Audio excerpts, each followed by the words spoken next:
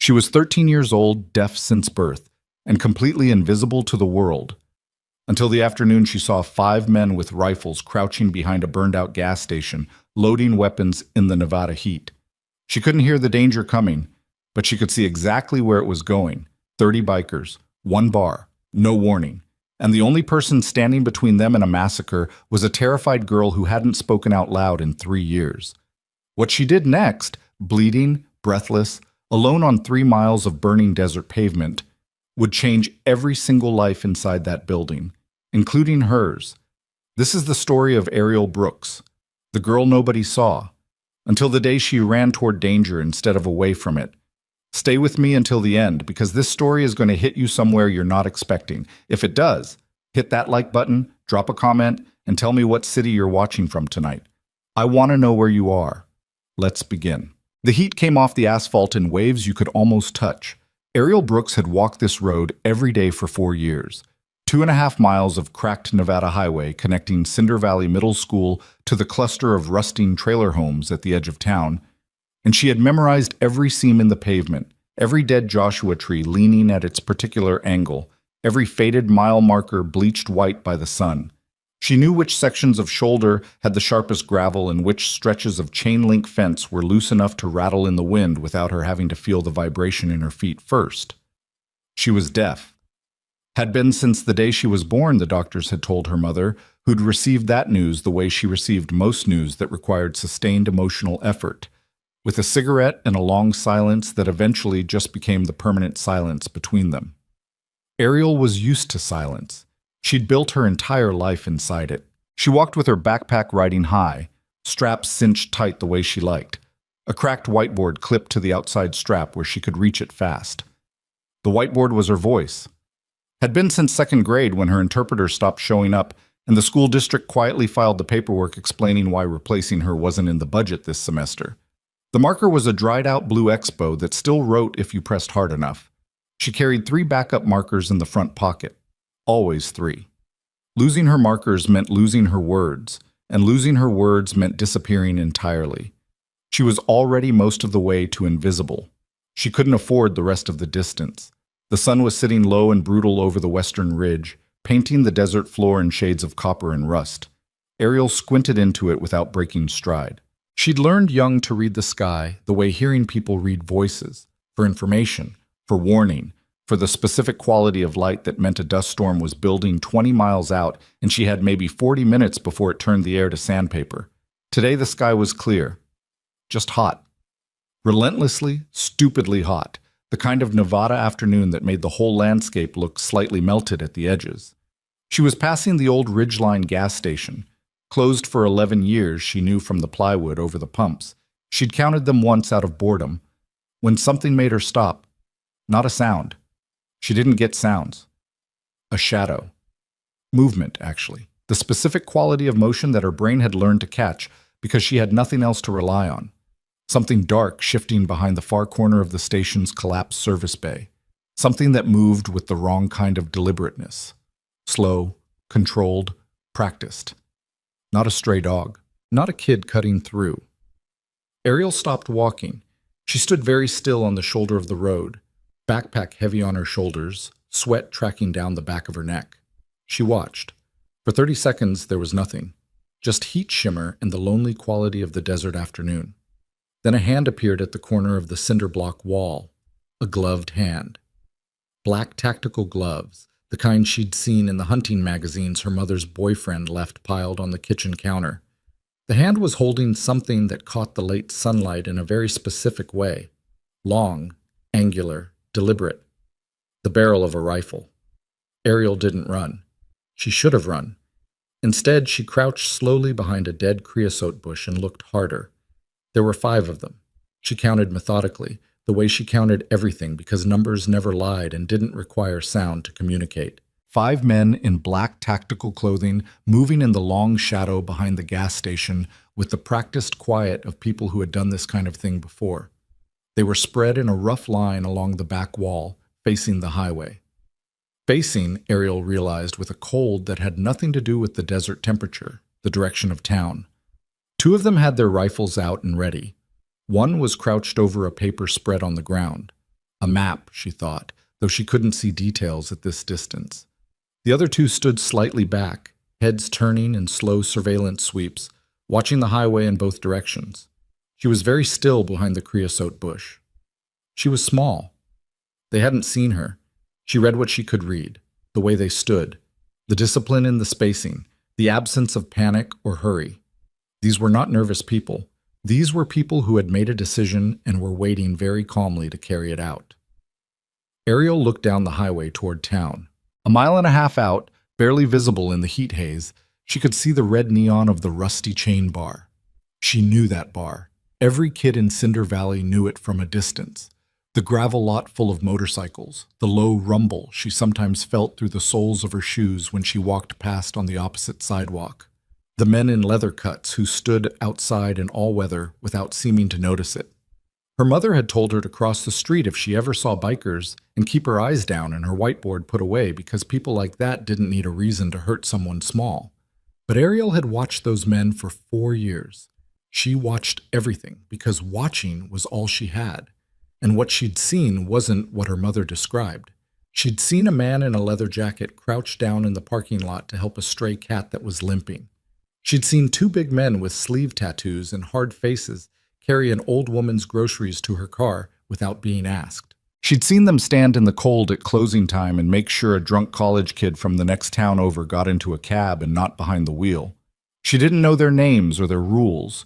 She didn't know what the patches on their jackets meant or who they were at 2 in the morning when they weren't outside the bar. She knew what she'd watched, and right now what she was watching was 5 armed men positioned between the highway and that bar, in a configuration that her 13-year-old brain, drawing on every action film she'd watched alone in her room with the closed captions on because it was the only company she had most nights, recognized as an ambush. She looked back at the men behind the gas station. One of them checked something on his wrist, a watch or a radio, she couldn't tell. He held up 3 fingers to the others, some kind of countdown. 3. Her heart was hitting her ribs with a force she could feel in her throat. She looked at the bar, a mile and a half away, maybe a little less. She looked at the 5 men. She looked at the highway, empty and shimmering. She looked at the bar again. There were no cars passing, no one to flag down. Her phone, a cracked prepaid that her mother's boyfriend had thrown against the wall 2 weeks ago when she'd accidentally stepped in front of the TV, had a shattered screen and no service on the best days anyway. Calling 911 was something that happened in a world that worked differently than hers. The man with the map stood up and folded it in a single practiced motion. Ariel Brooks, 13 years old, deaf since birth, invisible by necessity, looked at the Rusty Chain Bar and looked at the gas station and made a decision that she would spend the rest of her life not being able to fully explain. She ran, not away from it, toward it. She came off the shoulder of the highway at a dead sprint, cutting across the opposite side of the road in a wide arc that kept the burned-out gas station between her and the armed men. Her backpack bounced and slammed against her spine with every stride.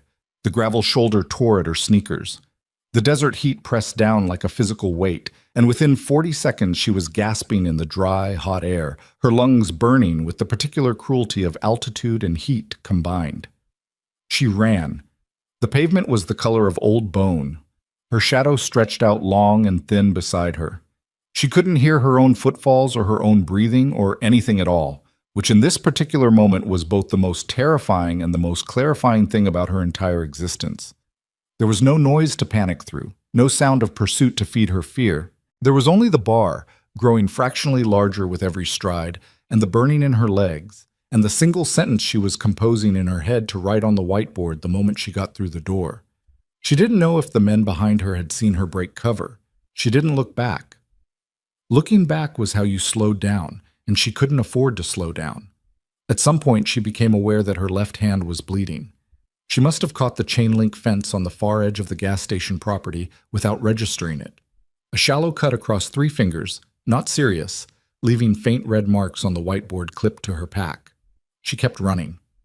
By the time the gravel parking lot of the Rusty Chain came under her feet, her vision was starting to blur at the edges from the heat and the exertion. She counted the motorcycles automatically, 14 of them lined up in their diagonal rows, chrome catching the afternoon sun, the The kind of machines that seemed larger up close than they ever did at a distance. She'd never stood in this parking lot before. It felt like standing in someone else's world. The door of the bar was a heavy wooden thing with a wrought iron handle and a small high window reinforced with wire mesh. There was no handle she could reach to knock. She nearly threw herself against it instead, both palms flat, pushing with the last of what she had. The door swung inward. The bar inside was dark after the blinding afternoon. The transition hit her like stepping into water. Sudden, total, overwhelming. She stood in the doorway for 2 full seconds before her eyes adjusted enough to make out the interior, and in those 2 seconds she became aware of the fact that the bar had gone completely still. Every person in the room, and there were many, she could feel the weight of their presence even before she could see faces, had turned toward her. She yanked the whiteboard off her pack. She uncapped the marker with her teeth. Her hands were shaking badly enough that the first word was barely legible. She wrote, "Armed men outside. They're going to kill you." Then she held it up with both hands, turning it slowly like she was showing it to every corner of the room. The silence that followed was a different quality from the silence she lived in. Hers was the absence of sound. This was the presence of held breath. A man separated himself from the bar. He was not a large man, or rather his size was not the first thing you noticed about him. What you noticed first was the stillness. He moved through the tables with a deliberateness that absorbed all the kinetic energy around him, the other men stepping back from him slightly the way water parts. Not from fear exactly, but from the recognition of gravity. He was perhaps 50, though his face was the kind of face that had been used hard and aged unevenly. Old scars layered under newer ones, a jaw that had been broken at least once from the line of it, eyes that were pale gray and very cold, and were currently looking at her whiteboard with an expression she would later identify as immediate belief.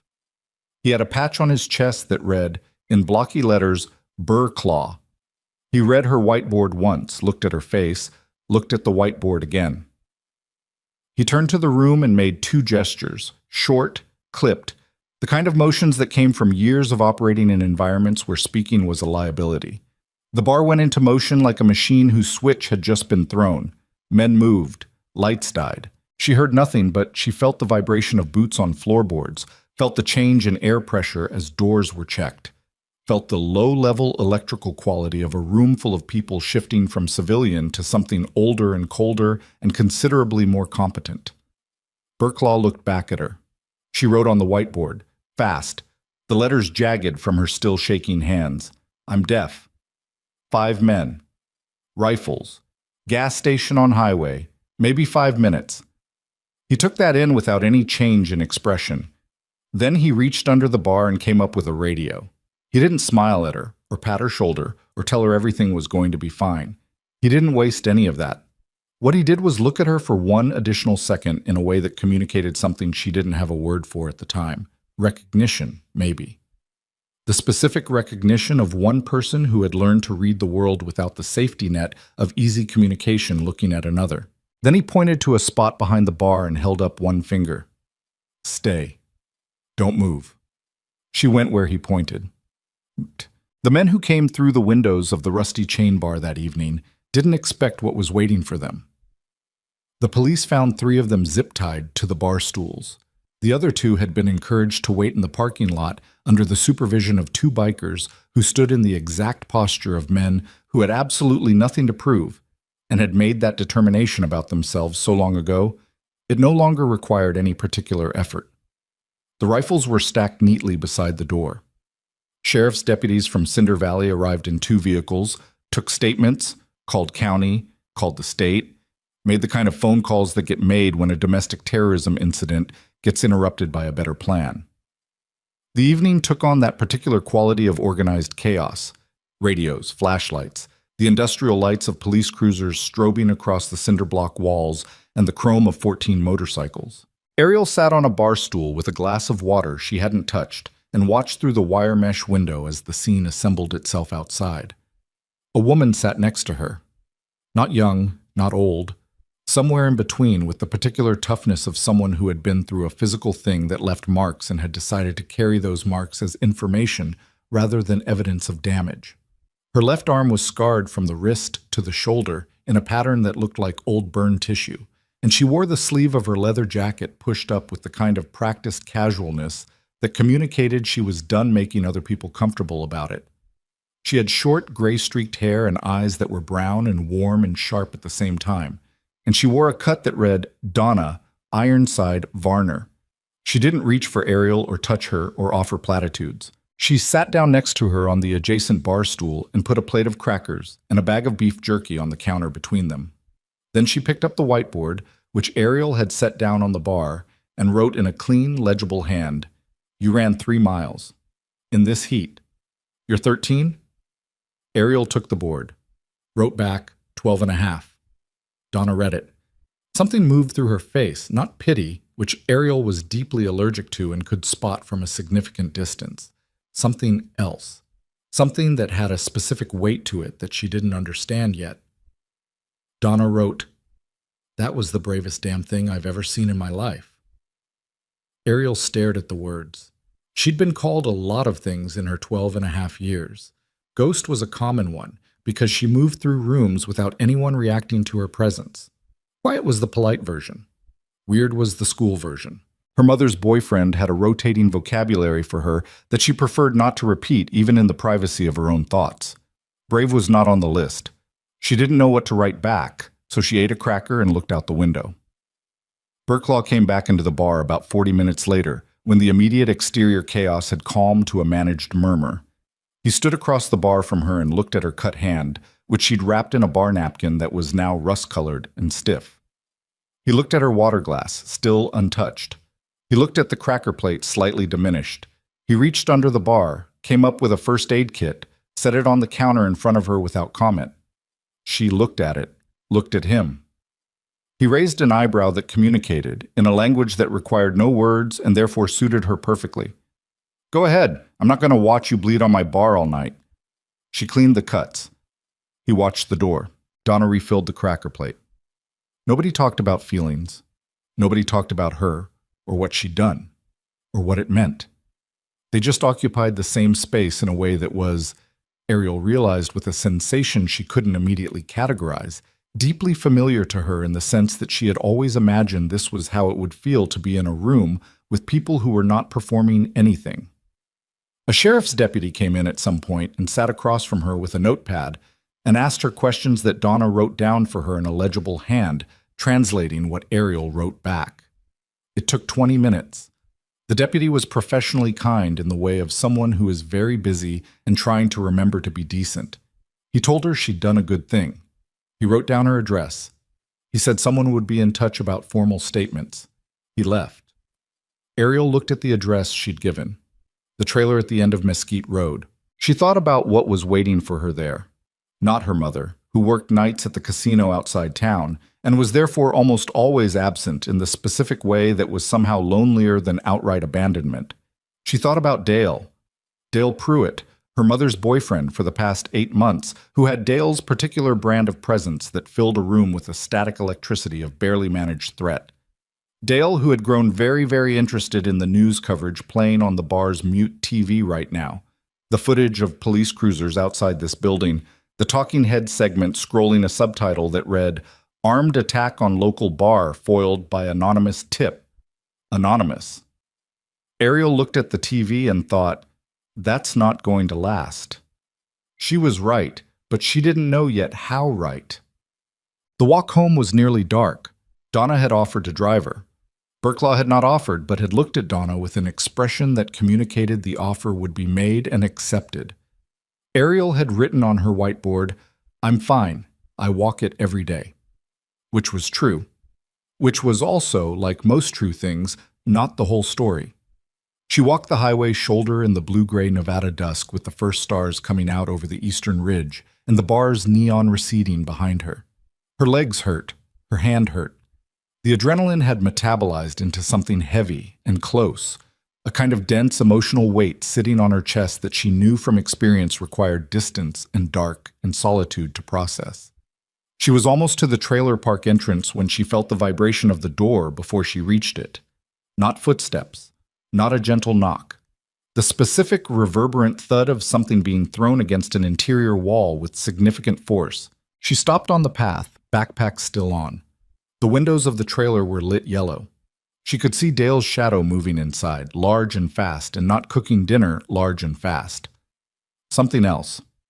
She stood there for a while. Then she reached for her whiteboard marker and wrote something on the board that she looked at for a long time before erasing and writing again. She erased it again and put the marker away. She went inside. Dale Pruitt was not a subtle man, and he did not practice subtlety. He was in his early 40s with the build of someone who had been genuinely strong once and had let it go to a specific kind of softness that was denser and more dangerous than it looked. He had a face that arranged itself into expressions the way a closed fist arranges itself into a closed fist, with complete commitment and very little variation. When he was angry, the anger was total. When he was calm, the calm was the practiced kind that preceded something. Tonight he was watching the TV with the news feed about the bar. His beer was open on the counter. His phone was in his hand with the screen lit. He looked at Ariel when she came in. He looked at her backpack. He looked at the whiteboard with its smeared traces of previous writings. He looked at her hand, bandaged now with medical tape from the first aid kit she'd borrowed and not returned, though she'd left money for it, exactly $4 from the emergency fold in her sock. He looked at her for a long time. Then he picked up his phone and held it toward her, not to show her something, but in the specific way of a man demonstrating that he had just made a call, that someone had just told him something, that the information landscape had recently shifted and he was repositioning within it. He typed something on his phone and held up the screen. It read, "Heard someone ran to the bar today. Anonymous tip." "Funny thing, Ariel." She looked at it, looked at him. Kept her face neutral the way she'd learned to keep it neutral since she was 7 years old and discovered that a neutral face gave away nothing and invited less. She started to move toward her bedroom. His hand came around her backpack strap before she made 3 steps. Not violent, not yet. That particular precision of a man who understood exactly where the line was and was currently standing with his feet touching it. He pulled her around to face him. His expression was doing the thing it did. He pointed at the TV, pointed at her. Pointed at the phone in his hand with deliberate slowness. He typed again, held up the screen. "You're going to fix this." Ariel looked at the words, looked at his face. She wrote on her whiteboard, "I don't know what you mean." She held it up. He read it. His jaw tightened in its particular way. He typed again, "These are not people you mess with. You're going to tell them you were wrong. You saw nothing. You made it up. And if you don't, your life in this town is going to get very small, very fast." She stared at the screen. She thought about the 5 men with rifles. She thought about Burklaw's face when he read her first message, the immediate belief, the total absence of dismissal. She thought about Donna's handwriting on the whiteboard. "That was the bravest damn thing I've ever seen." She thought about Dale's hand on her backpack strap. She wrote on the whiteboard, "I didn't see anything." She held it up. He looked at it for a long moment. Then something in his face changed to the other thing, the thing she liked less than the anger, because the anger at least had a shape. He let go of her strap. He pointed toward her bedroom. He typed one more thing and held it up as she walked away. "We'll talk tomorrow." She went into her room. She sat on her bed in the dark. She thought about tomorrow. She thought about the men with zip ties and the police cruisers and the talking head segment on the news. She thought about how small the town of Cinder Valley was, and how fast information moved through small towns, and how completely non-anonymous an anonymous tip from the only deaf girl in the county school district actually was. She thought about Dale's phone screen. These are not people you mess with. The thing was, Ariel thought, sitting in her dark room with the desert wind beginning to move against the trailer's thin aluminum walls. The thing that Dale had either not considered or not understood was that applied in more than one direction. She reached under her bed. She pulled out the backpack she kept there, the second one, the one she'd packed and repacked 17 times since she was 10 years old. Emergency pack. Her interpreter in 2nd grade had told her once about a thing called a go bag, for emergencies, natural disasters, situations where you needed to move fast. She'd built hers out of careful accumulation, rolled clothes, 2 granola bars from the school cafeteria she'd saved for 3 months, backup markers, the library card from 2 counties over that nobody knew she had, the $43 in small bills she'd been collecting from spare change dishes for 2 years, The cracked whiteboard was clipped to the front. She held it for a while. Then she took the active whiteboard from her pack, the one she'd carried today, and looked at the faint traces of erased writing that were still visible in the right light. The sentence she'd written outside the trailer and then erased. "I'm not going back in." She sat with that for a long time. Then she heard, or rather felt, through the soles of her feet on the trailer floor, through the thin walls, through the vibration that her body had learned to read the way other bodies read sound, a familiar pattern. Dale's phone ring vibration against the counter, his footsteps moving to the kitchen, the particular quality of the trailer going alert. Something had happened. Some piece of information had arrived that was changing the shape of the night. She clipped the go bag to her back. She picked up the active whiteboard and the markers. She pulled on her second layer, an oversized hoodie she wore in all weather because the hood made her less visible. And she went to her bedroom window. The window was old and painted shut except for the bottom 6 inches that she'd worked loose over 2 years of careful incremental pressure until it moved reliably enough to be useful. She'd never used it. She'd just wanted it to exist, like the go bag, like the extra markers, like every precaution she'd ever built into her life, quietly, without explaining it to anyone, against the possibility of exactly this. She eased the window up. The desert night came in, cool now, the temperature drop that hit Nevada hard after dark, carrying the smell of dry earth and something farther out, sage or creosote, clean and neutral and indifferent. She looked back at her room, the mattress on the floor with the library books stacked beside it, the shelf with the 3 things she cared about: a photograph, a broken compass she'd found in the school parking lot, a stub of candles she'd kept from a blackout 2 winters ago and never burned. She couldn't take the shelf. She didn't take the photograph because photographs meant having a past she was still attached to. And she'd decided in the last 40 seconds that she was done being attached to anything in this room. She went through the window. She stood in the side yard of the trailer park in the dark, her breath visible in the cooling night air, her backpack settled, her whiteboard in hand. The neon of the highway was a distant pulse to the northwest. She could see the faint red smear of the bar sign from here. She could have gone anywhere. She could have walked to the school, which had a 24-hour security light and a covered entrance where she'd slept once before when she was 11 during a bad week, and nobody had noticed until morning.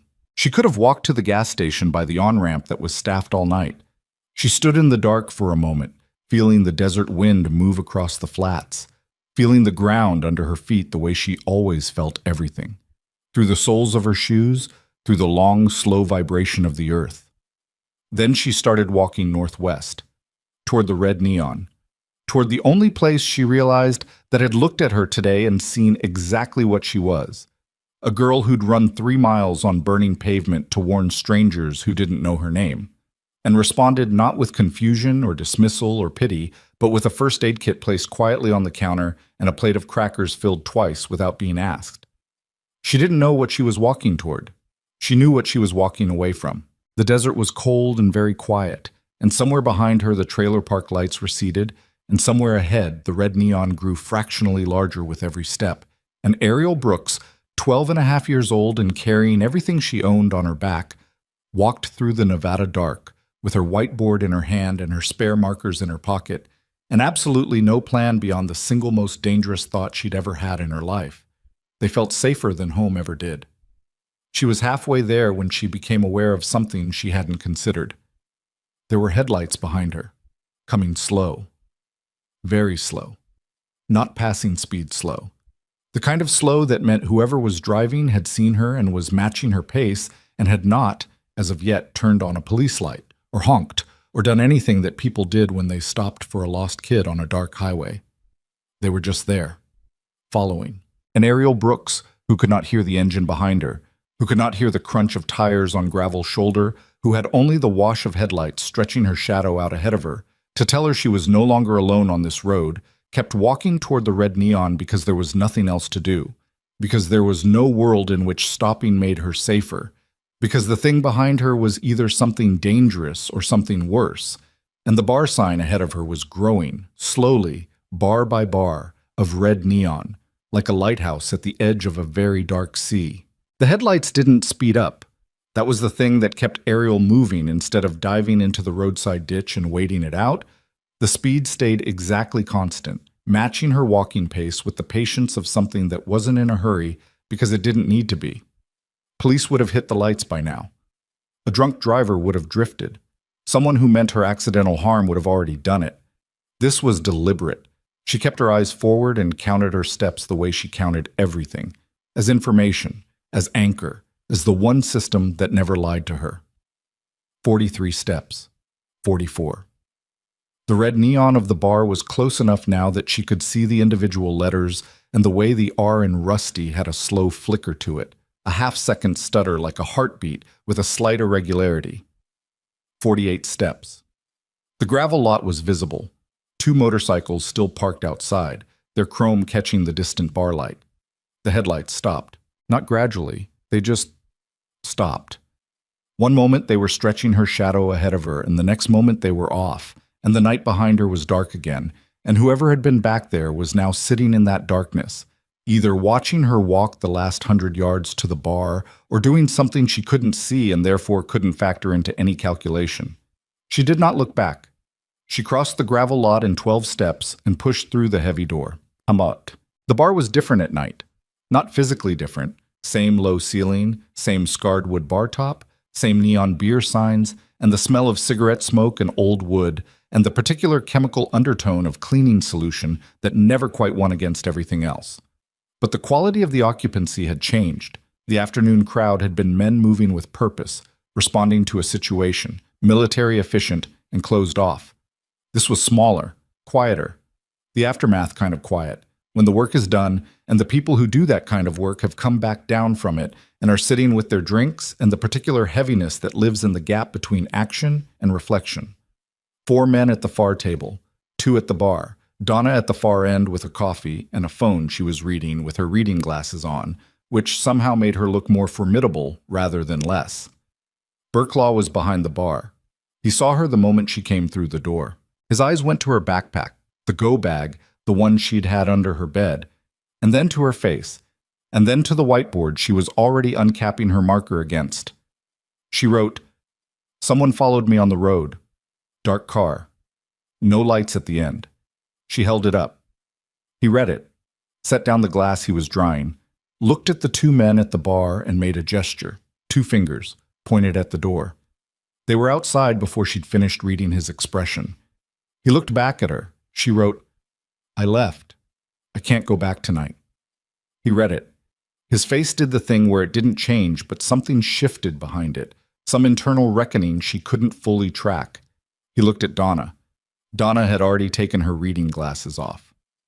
They put her in the back room. Not a storage room.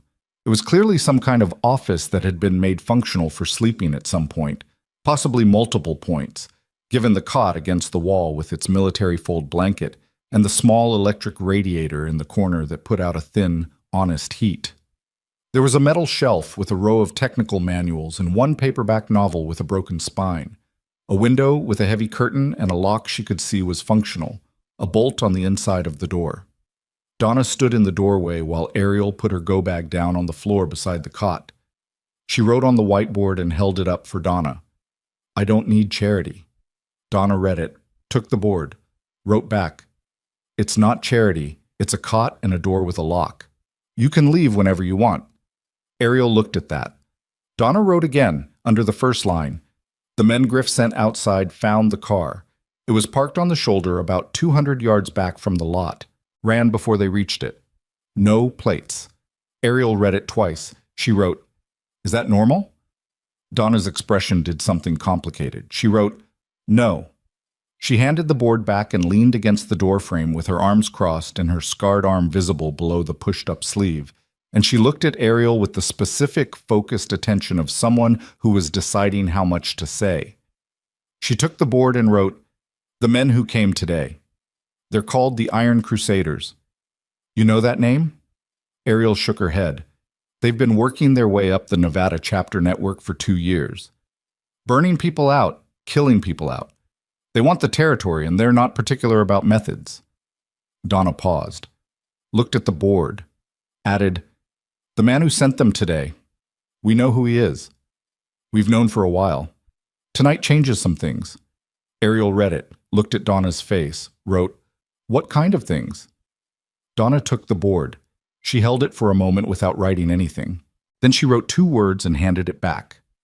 Dangerous things. She left the door open 3 inches, and her footsteps moved away down the hall, and Ariel sat on the cot in the thin electric heat with the whiteboard in her lap and thought about Dale Pruitt's phone and the text that had read, "These are not people you mess with," and the particular way he'd said it, not like a warning exactly, more like a man who was reading from a script he'd been given, more like a man who had made a phone call before she got home and had received, in return, certain instructions. She thought about the car with no plates parked 200 yards down the road. She lay down on the cot with her shoes still on and the go-bag within arm's reach and the bolt thrown on the door, and she stared at the ceiling and didn't sleep for a very long time. Dimasum. Morning came through the heavy curtain in a thin, specific line of Nevada light. She heard, felt, the bar coming alive through the floor. The vibration of boots, the particular rhythm of a space that was populated by people who moved with physical weight and intention. She unlocked the door and found the hallway empty and the main bar area occupied by Burklaw at the far table with a man she hadn't seen before, the 2 of them leaning over something spread between them on the table.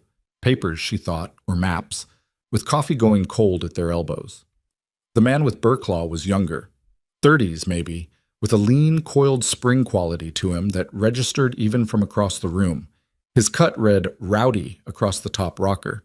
He had the face of a man who had decided a long time ago that smiling was a resource to be conserved. He looked up when she came out of the hallway, and his eyes did a quick, comprehensive scan of her that was professional rather than hostile, the kind of assessment that was about information, not threat. And then he looked back at the papers.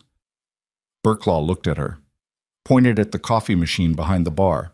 She went and poured herself a cup and drank it standing at the bar because sitting felt like a decision she wasn't ready to make. The coffee was black and strong and slightly burned, and it was the best thing she'd tasted in recent memory.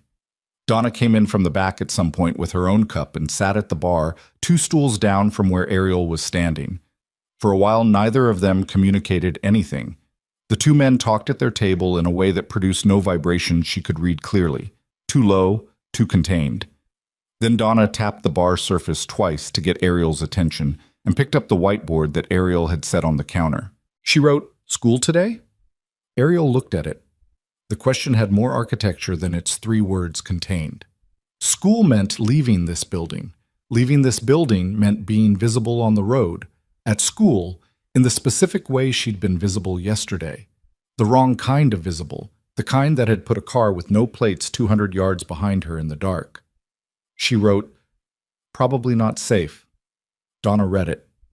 Wrote, "Griff's already made calls. 2 of our people will be at the school entrance when it opens. Plain clothes." Ariel looked at that. Wrote, "Why?" Donna looked at her over the rim of her coffee. She wrote slowly, "Because you're 12 years old and you saved 30 people's lives, and someone followed you home in the dark. That's why." Ariel stared at the whiteboard for a moment longer than she needed to. She wrote, "I'm 12 and a half." Donna looked at it, and something crossed her face that might, on a different kind of face, have been the beginning of a smile. She wrote, "Noted." The problem arrived at 9:15 in the form of a man named Cutter. She'd been sitting in the bar for 2 hours by then, doing schoolwork from her bag. She carried her coursework out of habit, the same habit that had her carrying 3 backup markers and a go bag, the habit of preparing for environments that wouldn't accommodate her. When the door opened and 3 men came in with the particular energy of people who had been discussing something heatedly on the other side of it and had not reached a resolution. The first one, the one who preceded the others, was Cutter. He was maybe 45, wide through the chest, with the kind of face that was blunt and honest about being blunt. His cut had road captain patches and the specific wear pattern of someone who spent genuine time on a bike in actual weather rather than for aesthetics. He wasn't hostile when he came through the door. He was something more difficult than hostile. He was practical. He looked at Ariel at the table, looked at Burklaw behind the bar, looked back at Ariel with an expression that was doing the specific work of not being unkind while also being completely direct. He pulled out a chair at the next table over and sat in it backwards, arms crossed over the back, and looked at Burklaw. "We need to talk about the kid." He didn't lower his voice. He said it the way men like him said things they'd already decided needed to be said. Plainly, without ornamentation, because softening it was a waste of everyone's time. Ariel couldn't hear him. She could read the shape of the words from his mouth, imperfectly.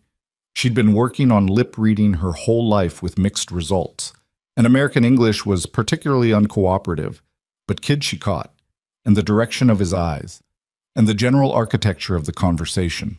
Burklaw looked at Cutter. He looked at Ariel.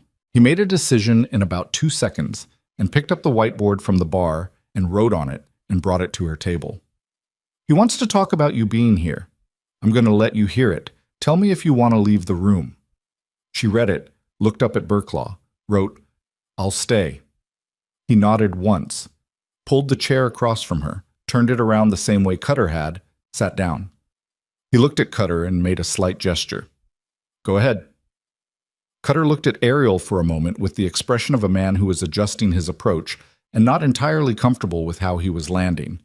Then he looked at Burklaw and spoke, and Donna, who had appeared in the doorway with her coffee, began writing on the whiteboard in her clean, legible hand, relaying the conversation. He's saying, "She did a brave thing." Nobody's saying otherwise. "But she can't stay here." Donna wrote it as Cutter spoke, keeping up well. "The Crusaders are going to connect her to the tip eventually. They probably already have.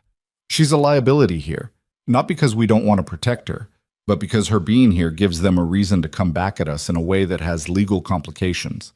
She's a minor. Cops are already interested in this location. He's saying there's a children's services number, and there are proper channels." Ariel read it. She looked at Cutter. She picked up the whiteboard and wrote clearly, in large letters, "I lived with my mother's boyfriend, who is connected to the men who came yesterday." She slid it across the table to Cutter. He read it. He was quiet for a moment. He looked at Burklaw. Burklaw's expression communicated nothing useful. Cutter looked back at Ariel and said something. Donna wrote, "He's asking how you know that." Ariel wrote, "He showed me a text last night. It said, 'These are not people you mess with.' He knew about the tip before the news did. He knew it was me." Donna wrote it as she read it aloud for the room.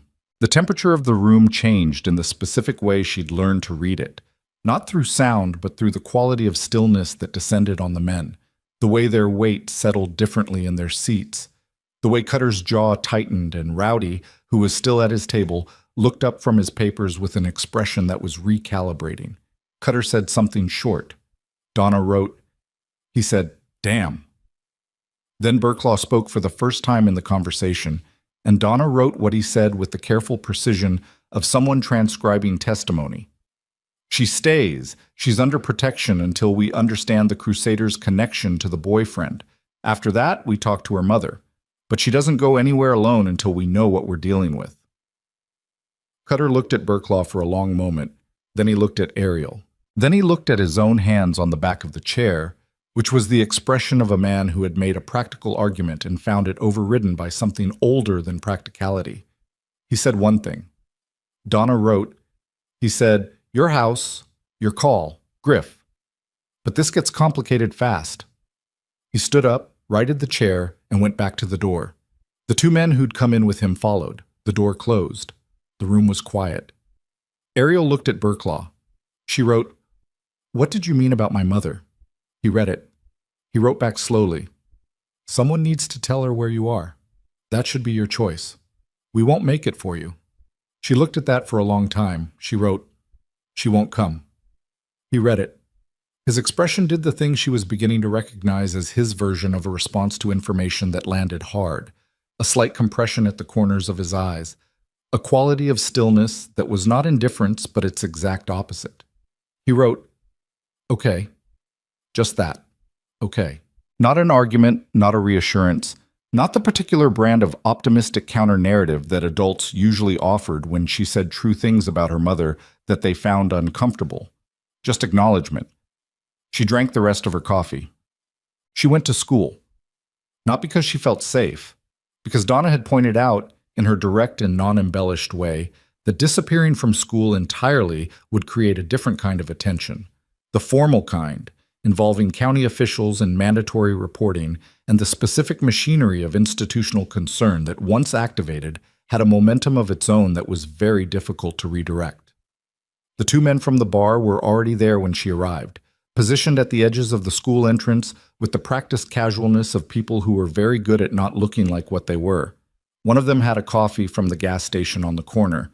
The other had his phone out. Neither of them looked at her directly, but she felt the quality of their attention the same way she felt the low-frequency vibration of a Harley engine, not through sound, but through something older and more reliable than sound. School was school. She moved through it the way she always moved through it, efficiently, invisibly, with the particular self-sufficiency of someone who had built a complete internal system for navigating environments that didn't make accommodation for her. Her teachers had stopped using her interpreter slot in the daily schedule 4 months ago and hadn't replaced it. She read lips and context and coursework and managed. She always managed.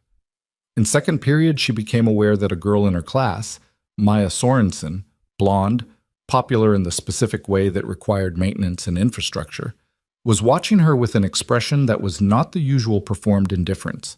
It was speculative, alert. The expression of someone who had put two things together and was looking at Ariel differently because of the new shape the combination made. After class, Maya stopped her in the hallway. She said something that Ariel caught most of. Heard it was you, at the bar. That you ran and told them. Ariel looked at her, kept her face neutral, wrote on her whiteboard. I don't know what you're talking about. Maya read it.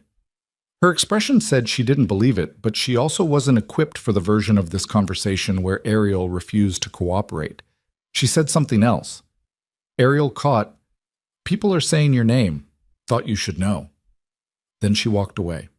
Ariel stood in the hallway for a moment. People are saying your name. She thought about the car with no plates on the dark highway. She thought about Donna's 2 words, dangerous things. She thought about the fact that her name was very short and not particularly anonymous in a school district where she was the only deaf student. She went to the bathroom and stood at the sink with the water running and watched her own hands under the faucet. The cut across 3 fingers from the chain-link fence was cleaned and taped. It didn't hurt much anymore.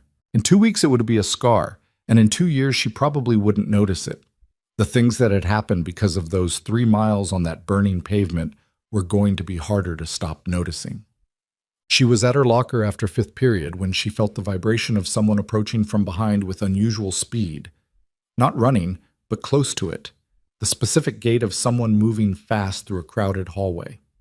She turned around.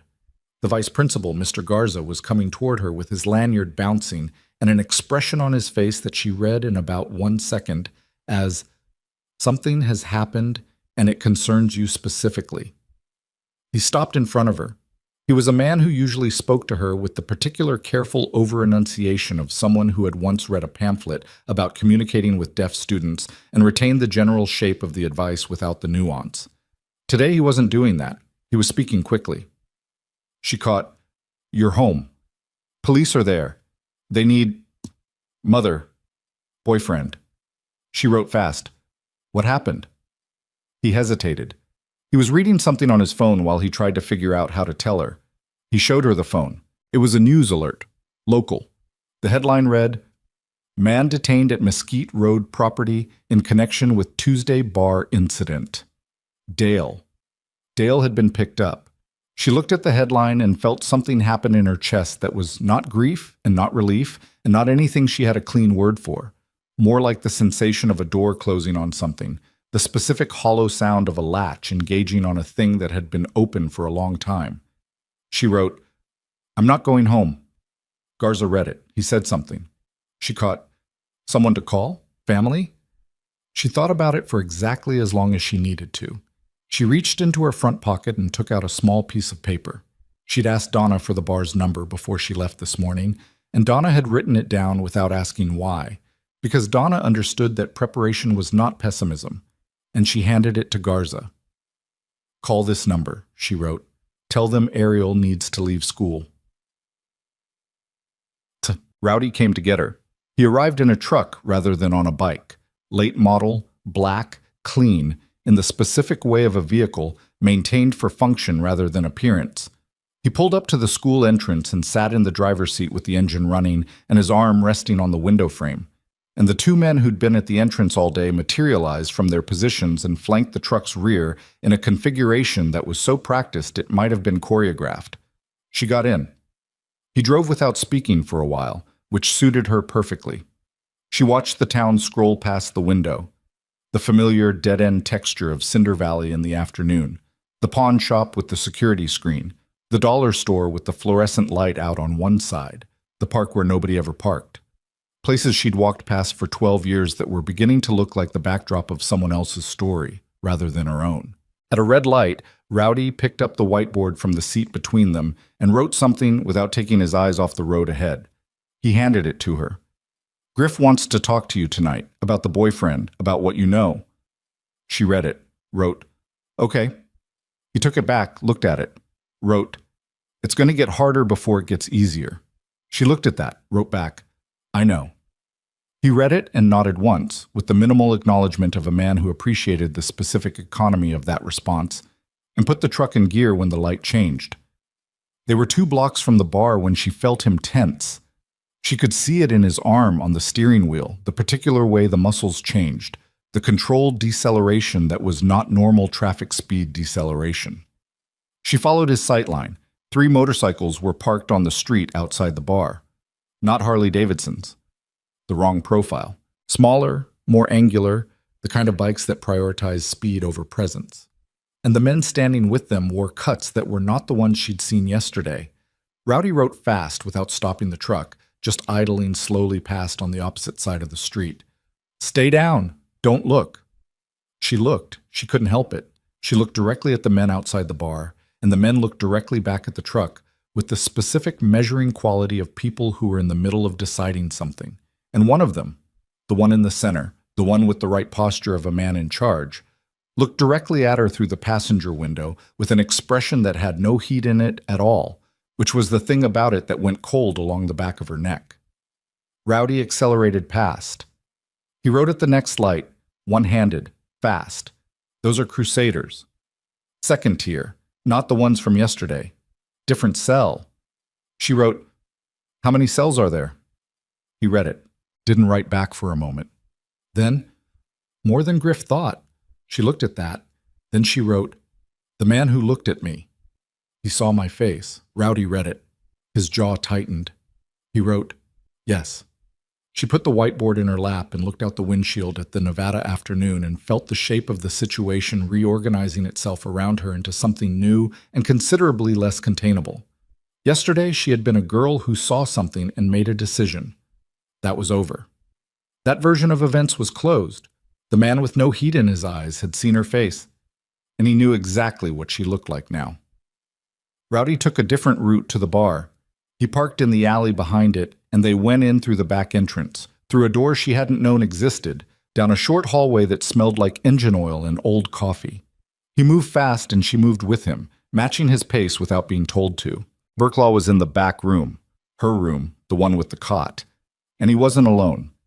Cutter was there again, and 2 other men she didn't know, and Donna in the corner with her arms crossed, and an expression that communicated the specific weariness of someone watching a situation develop exactly as she'd predicted it would. Burklaw looked at Rowdy. Rowdy wrote something on the whiteboard and handed it to Burklaw. Burklaw read it. His face did the compression thing. He wrote on the whiteboard and gave it to Ariel. "Crusaders outside. How many did you see?" She wrote, 3 bikes, 4 men. He showed it to the room. Cutter said something short. Donna wrote it for Ariel. He said, "They're not here to hit us. They're here to count us." Burklaw wrote, "And now they've seen you." She looked at him, wrote, "I'm sorry." He read it. Something passed through his face, quick, real, gone before she could fully read it. He wrote back, and the writing was slower than usual, more deliberate. "Don't apologize. This isn't your fault." She looked at that for a moment. Donna came forward from the corner and took the whiteboard and wrote. She wrote for longer than usual, and when she handed the board back, her face had the quality of someone who had been deciding whether to say something for a while and had decided. "The man you saw looking at you, his name is probably Tarvis. He runs the Western Nevada cell. He has a specific reputation for going after soft targets.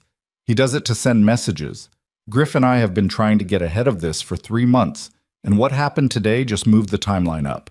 Which means what I'm about to say needs to be your decision because you're the one it affects. Ariel read it carefully. Donna wrote more. We can take you out of Cinder Valley tonight. Put you somewhere safe until this is finished. You'd be with a family we trust, 2 hours east, safe, anonymous, completely off the map.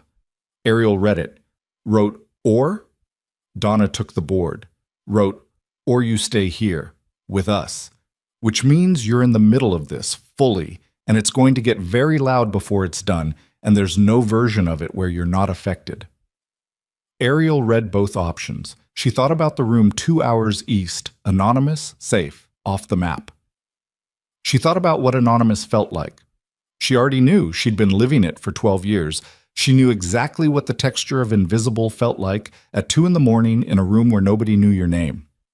She thought about Burklaw's face when he read her whiteboard the first time. The immediate belief. The total absence of dismissal. She thought about Donna writing bravest damn thing in the clean, legible hand of someone who meant it. She wrote, I stay. Donna read it. She didn't argue. She didn't soften it or add conditions or circle back to the safer option. She just looked at Ariel with the expression of someone who had been watching for a specific thing and had just seen it, and she gave the whiteboard to Burklaw. He read it. He looked at Ariel for a long moment with the pale gray eyes that were cold and present and completely attentive. Then he gave the whiteboard back to Donna and turned to the room and said something that produced immediate motion from every man in it. The gathering up quality of a decision being implemented, bodies moving from deliberation to execution. Donna wrote one last thing and handed Ariel the board. Okay, then we go to work. Ariel looked at the words and something shifted in her chest. Not the door-closing sensation of earlier, not the hollowness. Something with more structure to it. Something that had the particular weight of a decision that was going to matter. She nodded, and Donna crossed the room to the metal shelf on the wall and moved the row of technical manuals to one side. And behind them, bolted flush to the drywall, was a panel with a keypad that Ariel had not noticed before. Donna typed in a code. The panel opened. Inside was not what Ariel expected. Not weapons, not money, not the artifacts of whatever world she'd been imagining from the outside of it.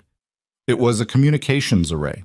Radios, a laptop running feeds from cameras Ariel didn't know existed, contact sheets and maps, and the kind of organizational infrastructure that belonged to people who had been running a security operation for considerably longer than the last 2 days. Burklaw sat down in front of the laptop. He pulled on a headset. And Ariel Brooks stood in the doorway of a back room in a Nevada bar, 12.5 years old, with everything she owned in a bag on the floor, and watched the man who had believed her without hesitation begin making calls to people she would never meet in places she would never see, and understood for the first time. Not just that she was in danger, but that the danger had a specific shape now, and the shape had her face in it. And somewhere across Cinder Valley, a man named Tarvis, with no heat in his eyes, was making his own calls to his own people. And the number 50,000 was the first thing on the list. The number 50,000 changed everything. Not because money was the point. Money was never the point in the kind of war that got fought in back rooms with communications arrays and maps full of marked locations. The point was the message embedded in the number. The specific, deliberate message of putting a price on a 12-year-old girl that was large enough to be taken seriously by people who did that kind of work professionally, which meant the Iron Crusaders were not interested in containment anymore. They were interested in elimination. They wanted the witness gone, and they wanted everyone in Nevada to know they'd wanted it, and the 50,000 was the announcement. Burklaw found out at 11:15 that night. Ariel was still in the back room. She wasn't sleeping, had not been sleeping, had been lying on the cot in the thin electric heat reading the same page of the paperback novel with the broken spine for 40 minutes because her mind wouldn't settle into anything, kept pulling back to the man outside the bar with no heat in his eyes. When Donna opened the door without knocking and came in and sat on the edge of the cot and picked up the whiteboard from the floor. She wrote carefully and held it up. There's a bounty. $50,000. Confirmed through 3 separate sources in the last hour. It went out on their network tonight. Ariel read it. She read it again. She wrote, "For me." Donna looked at the two words. She wrote, "Yes." Ariel sat up on the cot. She put her feet on the floor and sat with her elbows on her knees and her hands clasped and looked at the wall for a while. The electric radiator put out its thin, faithful heat. The fluorescent light in the hallway made a thin line under the door. She wrote, "How many people are on their network?" Donna took the board. She held it for a moment. She wrote, "Enough that by morning your description is going to be in every phone in 4 states." Ariel looked at that. She thought about her face, the specificity of it. Not a common face, not one that blurred easily into a crowd. She thought about Tarvis outside the bar, the measuring quality of his look, the professional thoroughness of it. He hadn't looked at her like she was a child. He'd looked at her like she was a coordinate. She wrote, "What does Burklaw want to do?" Donna took the board and stood up and went to the door. She paused. She wrote one more thing and handed the board back from the doorway. "He wants to talk to you, but he wanted me to tell you first. So you had a minute." She left. Ariel sat in the thin heat with the whiteboard in her hands and the number 50,000 in her head. And she thought about the specific texture of the last 24 hours and how completely the geometry of her life had rearranged itself. And she felt something that was not quite fear and not quite grief and not quite anger, but contained elements of all three in roughly equal proportion, which was a feeling she recognized because it was the feeling she'd had at 7 years old when she understood for the first time that her deafness was not a temporary condition, and at 10 years old when she understood that her mother's particular form of absence was also not temporary, the feeling of a permanent thing becoming permanent. She stood up. She smoothed the cot blanket. She picked up her go bag and put it on her back out of habit. The habit of having it ready, the habit that was older than this situation by years. She went out to find Burklaw. He was alone in the main bar. The other men had gone or were elsewhere in the building. She could feel the low-level vibration of presence in other rooms, the weight of occupied space. But the bar itself was empty except for him, sitting at the table nearest the door with his coffee and his phone face down and a road map that he'd been making marks on in pencil, the kind of marks that implied distances and timing and contingencies. He looked up when she came in. He looked at the go bag on her back. He looked at her face. He pointed at the chair across from him. She sat. He pushed the whiteboard across the table. He'd already written something. "I'm going to tell you everything. You deserve that. After that, we figure out the rest together. Okay?" She read it. Wrote, "Okay." He wrote for a while. She watched his hand move across the board, the deliberate quality of a man who chose his words carefully, not from evasiveness, but from the precision of someone who had learned that imprecise words created problems, that precise words didn't. He wrote in sections, pausing between them. The first section. The Iron Crusaders have been trying to take over the Nevada Independent Chapter Network for 2 years. They're not a traditional MC. They're funded from outside. We think organized crime. We think it goes higher than Nevada, but we haven't confirmed how high. They don't want territory for the territory. They want territory for what moves through it. She read it. He watched her absorb it. She wrote, "What moves through it?" He wrote, "Weapons, possibly people." We're not certain on the second part. She sat with that. He continued writing. "We've been building a case to hand to the FBI for 6 months. Information gathered slowly, carefully. 3 of our people died getting parts of it. The attack Tuesday was their response to finding out we were close." She read it, wrote, "They knew you were building a case." He wrote, "Someone told them." She looked at that for a long time. Wrote, "Someone inside?" He looked at her. His pale eyes were completely still. He wrote, "We think so." Yes. The room felt different after she read that. The quality of the silence changed, not the comfortable silence of a space at rest, but the taut, specific silence of a wire under tension. She wrote, "Who?" He shook his head once, not refusing to answer, processing. He wrote, "We don't know yet. That's part of what makes the 50,000 dangerous. Whoever it is, they know our network. They know our safe locations. If they're still inside, any place we put you could be compromised." She stared at the words. The go bag suddenly felt heavier on her back. The logic of it assembled itself in her head with the same methodical clarity she used for everything. Counting steps, counting markers, counting motorcycles in the parking lot. There was a person in this building, or connected to this building, who had been feeding information to the Iron Crusaders for months. 3 people were dead because of it. And now that same person knew about her, knew about the bounty, knew about every location Burklaw was currently considering for her safety. She wrote, "You told me so I'd understand why you can't just move me." He read it. Something moved through his face, the compression, the specific acknowledgement of a true thing landing where it was meant to land. He wrote, "I told you so you'd understand why I need you to trust me on the next part, even though I can't explain all of it yet." She wrote, "What's the next part?"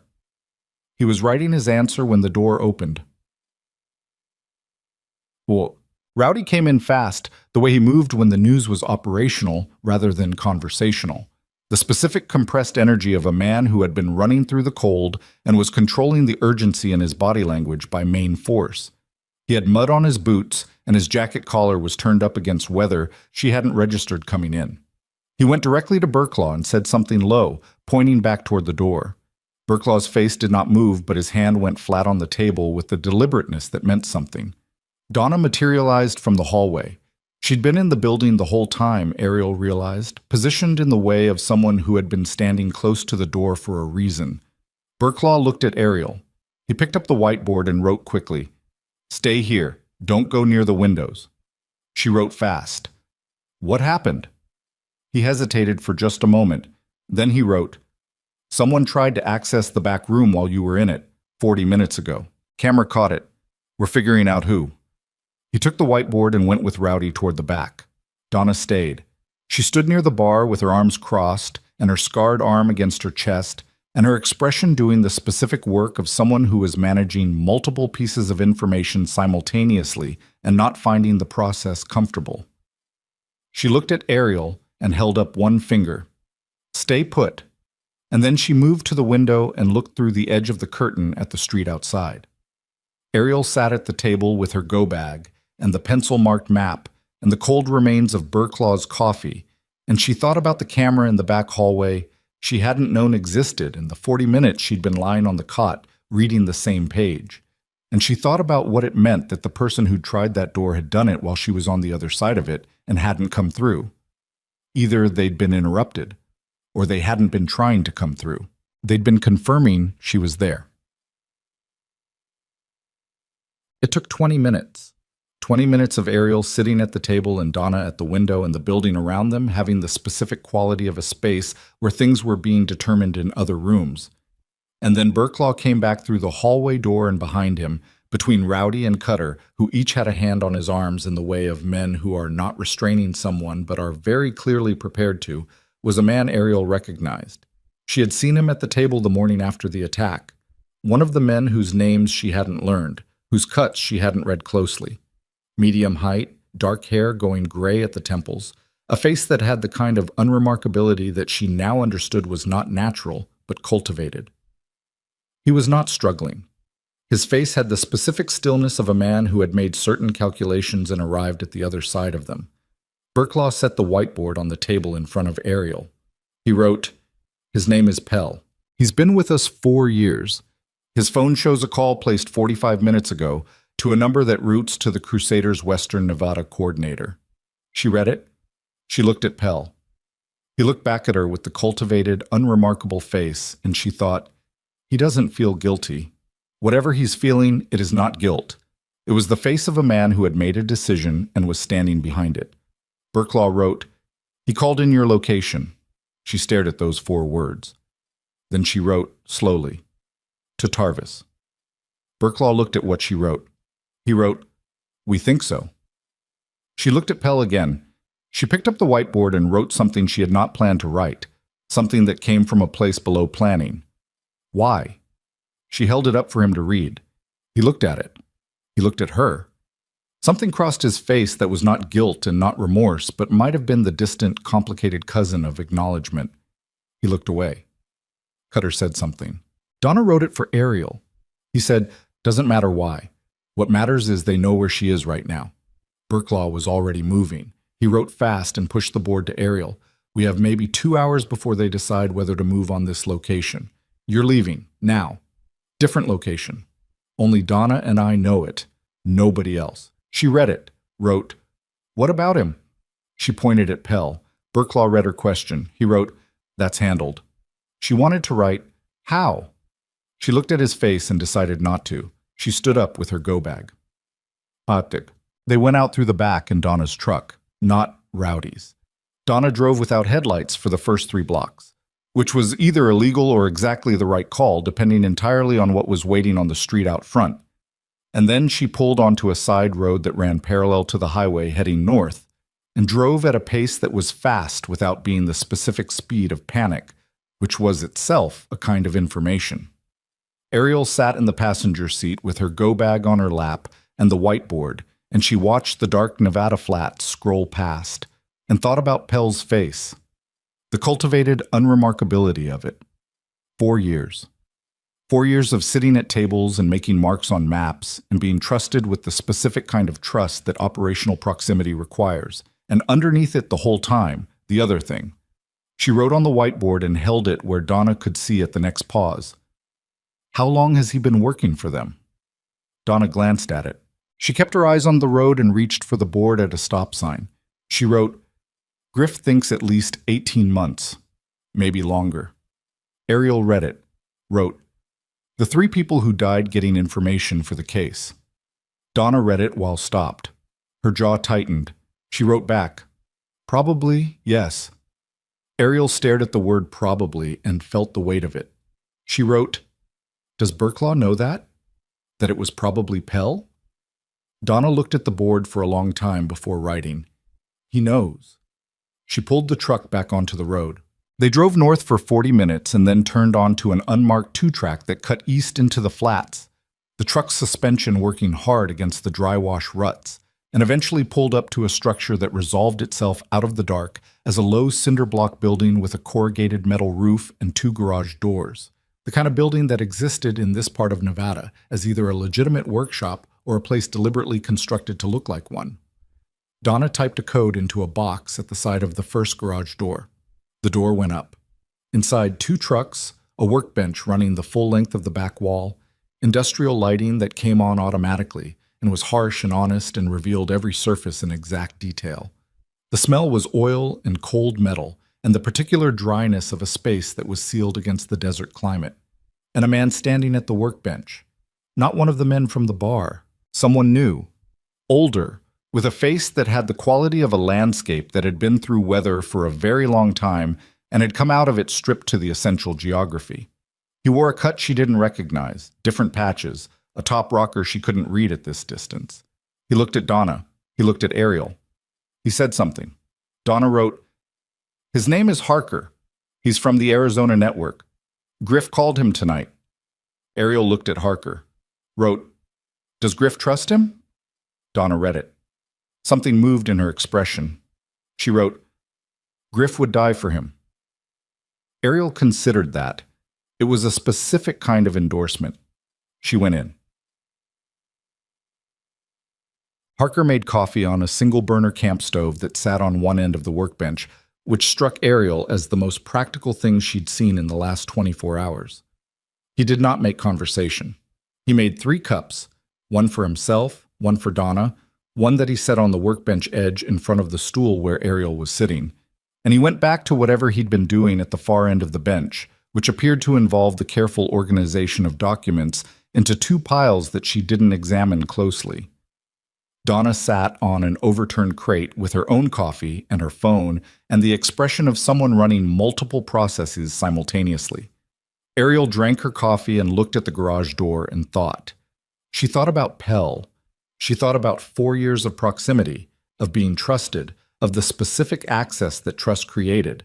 She thought about the 3 people whose names she didn't know who had died getting pieces of a case together against the Iron Crusaders.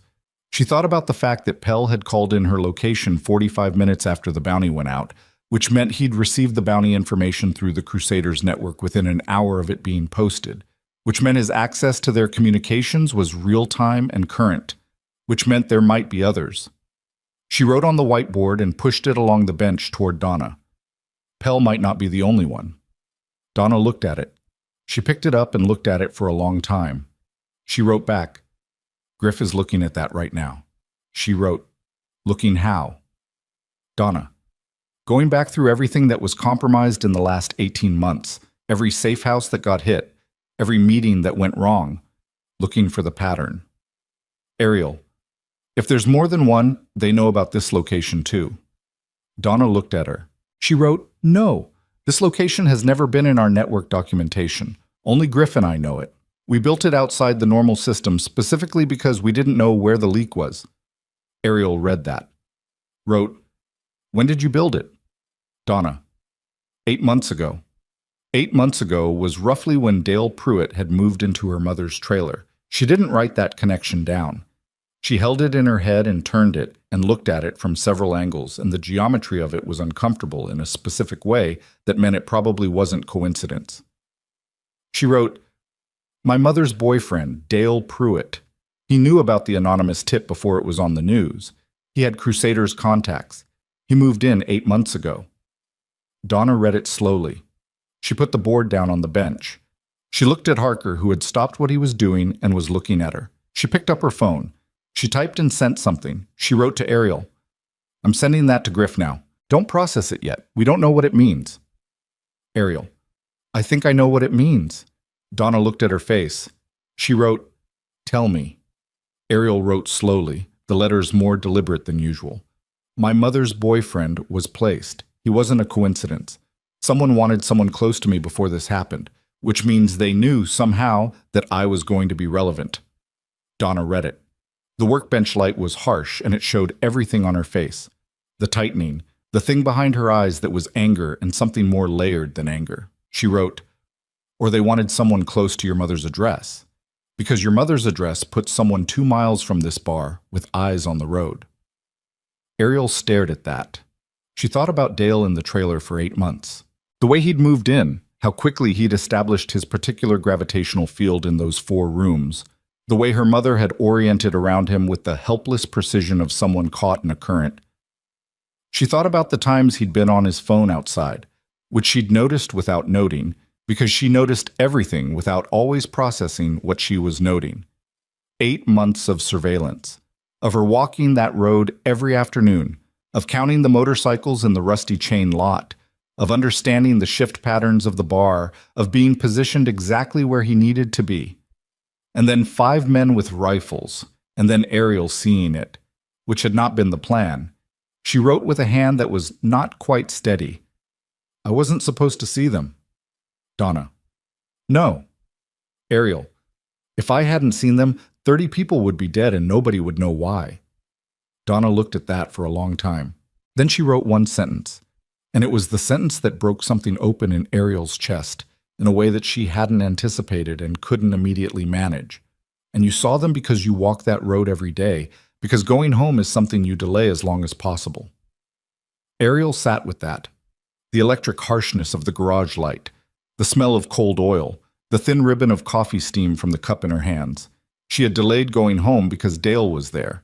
And because Dale was there, placed there, positioned there, she had walked past the gas station at exactly the right moment. The plan that was meant to destroy everything she'd been sitting in the periphery of for 8 months had been interrupted by its own architecture. She set down the coffee cup before she spilled it.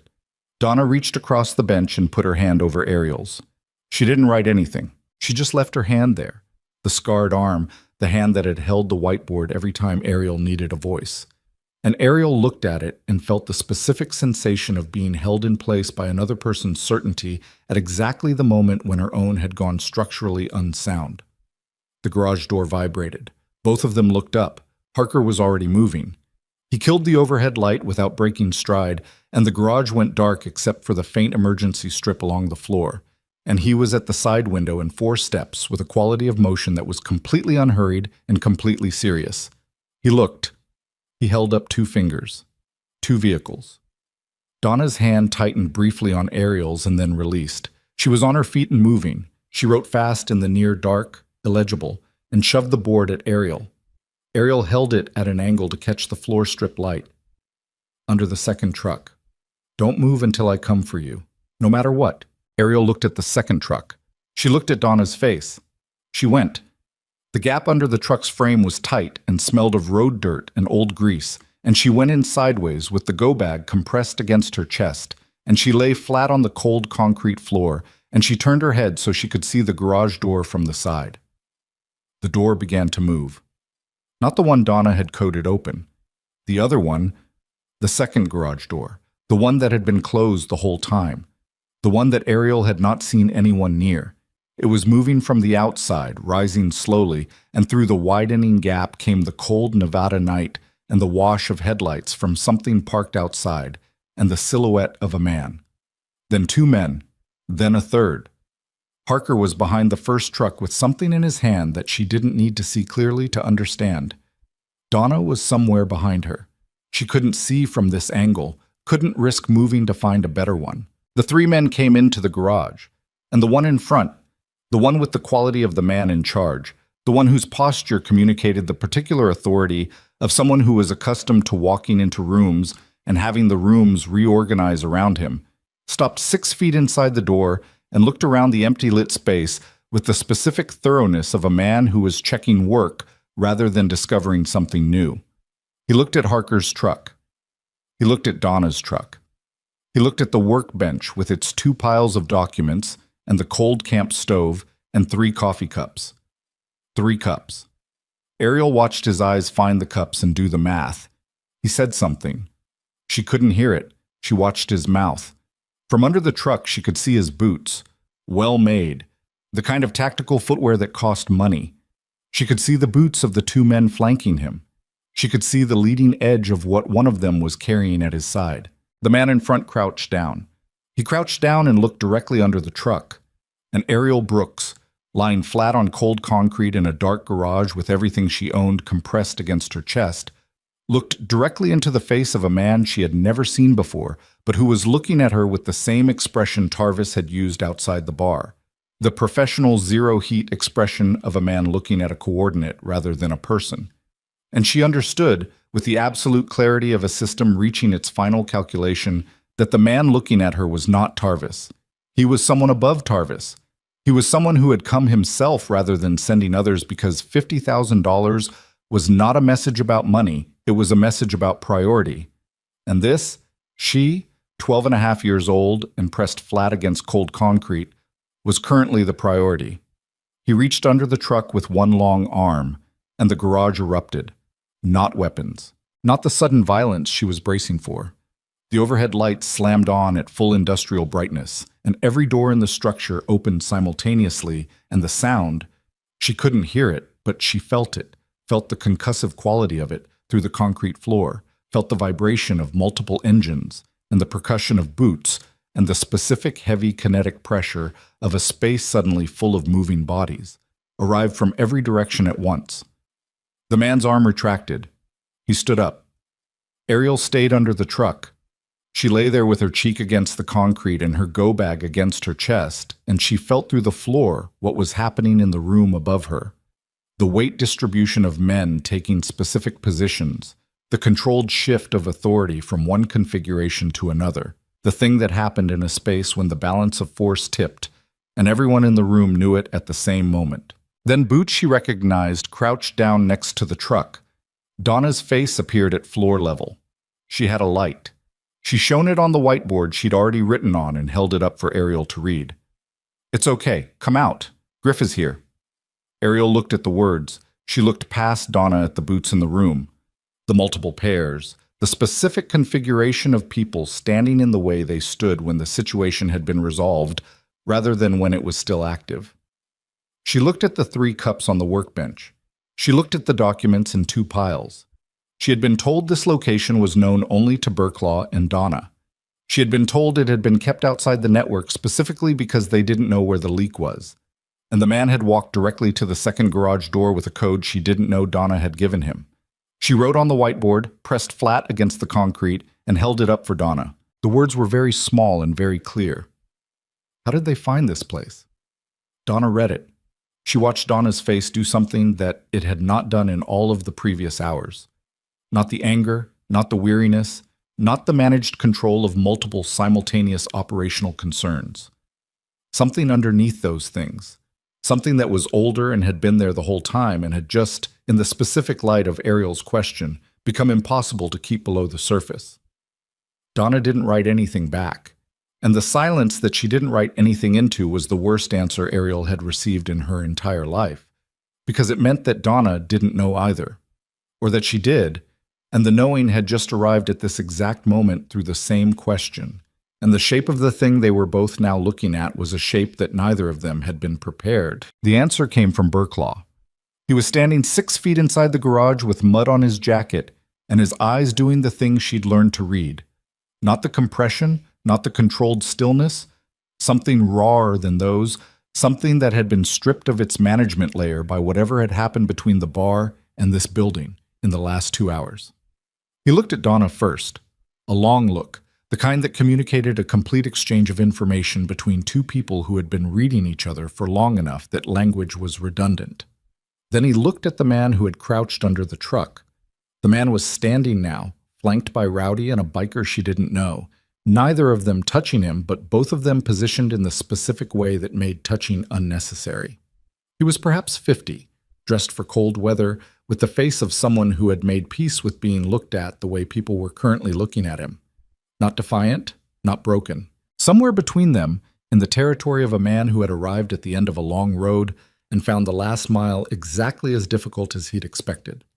Burklaw walked to the workbench. He picked up the whiteboard. He wrote without sitting down and brought it to Ariel, who was still on the floor next to the truck because nobody had told her to stand, and standing felt like a decision that required more information than she currently had. His name is Carver. He was FBI 6 years ago. He's been embedded with the Crusaders for 8 months as an independent contractor. They don't know his real name. They think he's freelance security. He came here tonight because the second door code was in the information I gave the Bureau 3 weeks ago as a test. He's the test.